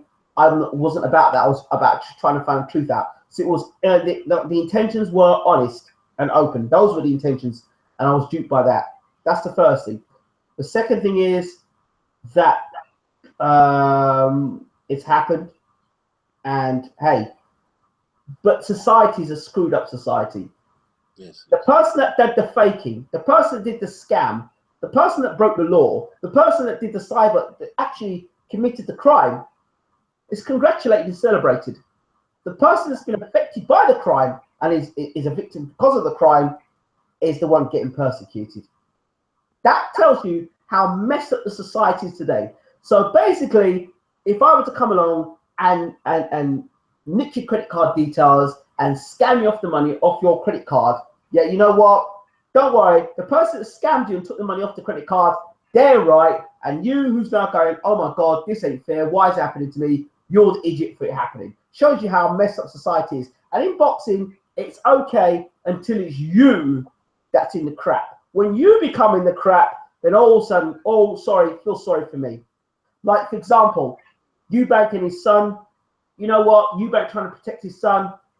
It's what any good father would do. He gets shit for it. But don't worry. All these fathers that are on the channel now watching, giving me jip or giving Eubank jip, don't worry. If their son gets into a fight at school, or their son gets bullied, or their son's being mistreated on a football pitch, or they're not being treated by the coach right, don't you worry. Old dad will be jumping up there and saying, oh, you treat my son right. You treat my son right. I want my son to go to the best school. I want my son to have this. I want my family to have that. So there's a lot of hypocrites and contradictory people in the world. And for that, I've got no time for. No time whatsoever for it. You know what I mean? No time whatsoever. I actually hope you and Eddie Hearns can work that out and amend that. I'm not sure it's something that can be worked out, because to work it out, does that also mean compromise? And does that also mean that if there's a story again that's relevant? And I mean, I just did an interview straight after that with a guy who's a matchmaker, and he is involved in boxing, and he started talking about all the stuff that's happened in Matchroom. But by kissing and making up, does that mean I suddenly don't continue to go for stories? No, you still go for stories. But what I mean is, you guys work it out as to where, listen, it was a misunderstanding, and hopefully we can move on and still have somewhat of a relationship as far as me being able to still interview you and get your thoughts. Well, yeah, of course. I mean, sometimes yeah, sometimes no. You know. Absolutely, of course, and you apologize and you do as you do, but yeah, I just did what I thought was best at the time, and it clearly wasn't. It was a poor decision, and that's how it is. We move on. Yeah, but it definitely got a lot of feed. It definitely got a lot of following going on Twitter. Well, I was following it. Bo, what is it breaking the law? I've seen many parody accounts on Twitter. Yes, parody accounts are not breaking the law. A parody account, as long as it claims and says it's a parody account, that's fine. The Gossip account was not a parody account because it did not say parody on it. Okay, there's an Eddie Hearn account, there's an Eddie Hearns account. It's very clear that it's a parody account. The Jack of Gossip account was not a parody account. It was actually somebody impersonating somebody, but using their face, their features, and posting as if it was them. That, based on Twitter law, is an offense. By cyber law, cybercrime, it's an offense. It's an offense. And from the research I've done, that's an offense that can take a person can go to prison for. I'm in a room called Ring IQ. I'm one of the administrators. Somebody put up a tweet, supposedly from Eddie Hearns. Yes. Talking crazy, using cuss words, and I was like, "That's not Eddie Hearns. He don't talk like that." You know, and that happens. You know, Frank. I remember somebody put a tweet of Frank Warren saying, "Yeah, Rigo thought I was going to pay him. That stupid Cuban. No wonder he has to travel over here in a canoe." Come to find out, that wasn't Frank Warren.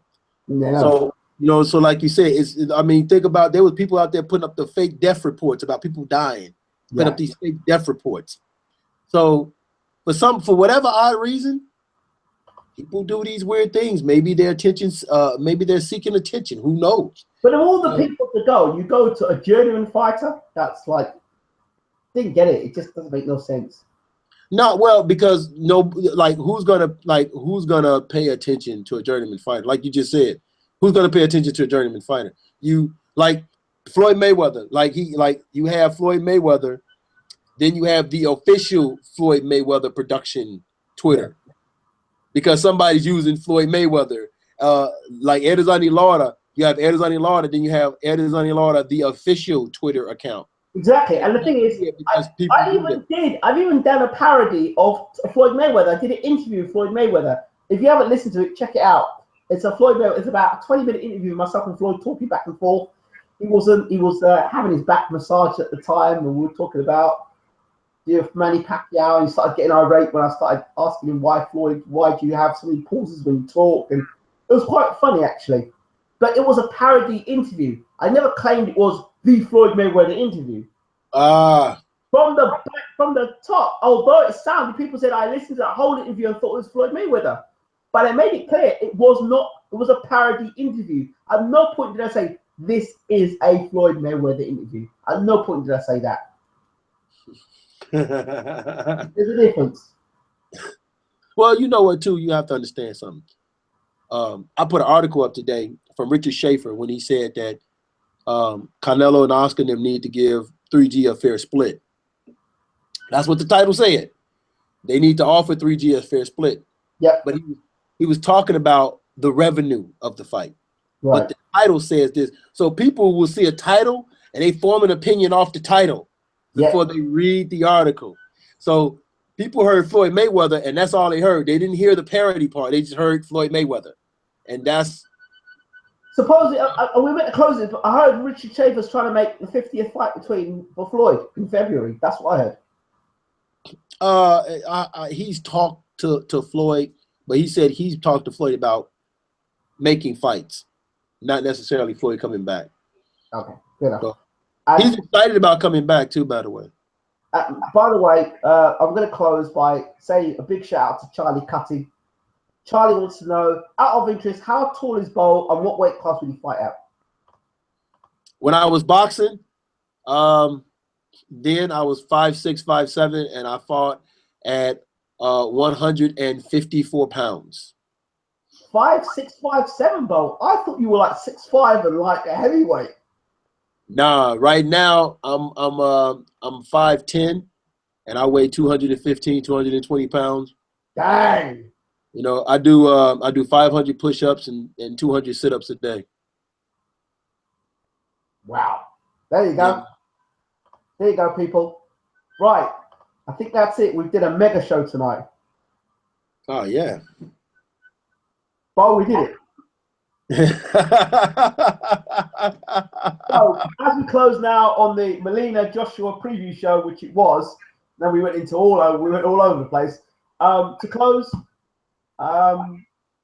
who ends up being undisputed champion out of all that thing, by the way? At heavyweight? Yeah. Oof. You know, that's tough.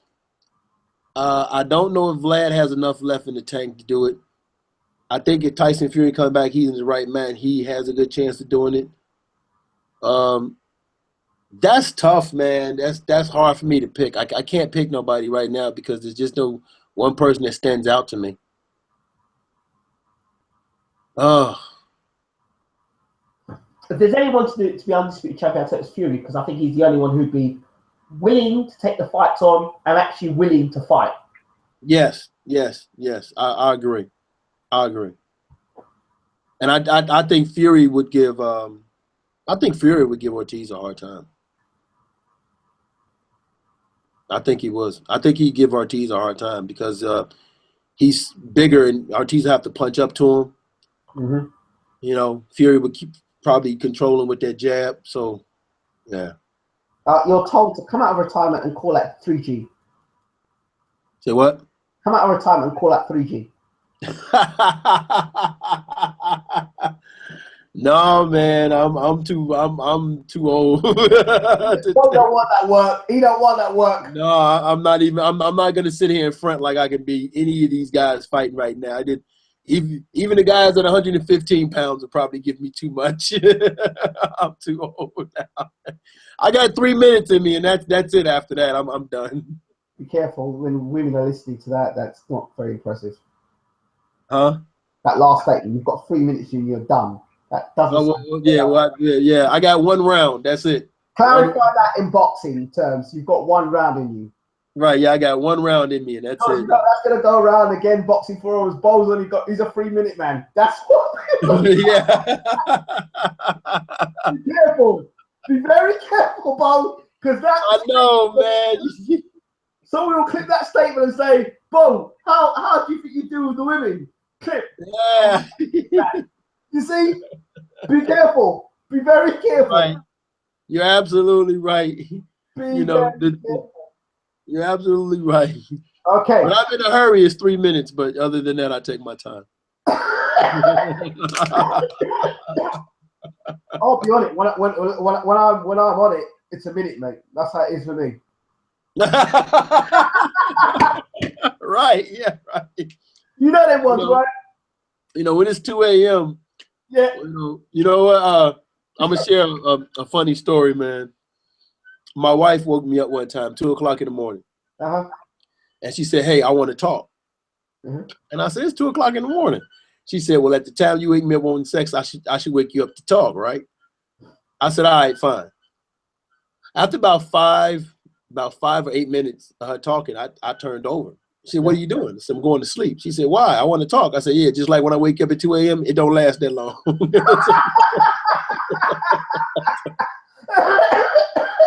I had to sleep on the couch for a long time after that one. You got cussed out for a long time after that, did you? Yeah. I had to sleep on the couch for a long time after that one. Yeah, that's a very legendary statement. I think some of the blokes there will definitely be using that in the future. Charlie Cutton says, "Good shout. Shout out to Bo. Has good knowledge of the sport and enjoy these interviews. Good show. Bo, a cool guy. He's the coolest dude on the block." This has been Ingram Jones with Bo Bland from Truth and Facts Boxing. Check out his channel. Bo, do you want to give us a last shout about your channel and what you do finally before we close? Well, this is Truth and Facts. You can follow me on Truth_FactBox1 and also at Instagram, Truth_FactsBox1 on Twitter. We talk boxing, we talk facts, and we're going to come to scare you tomorrow.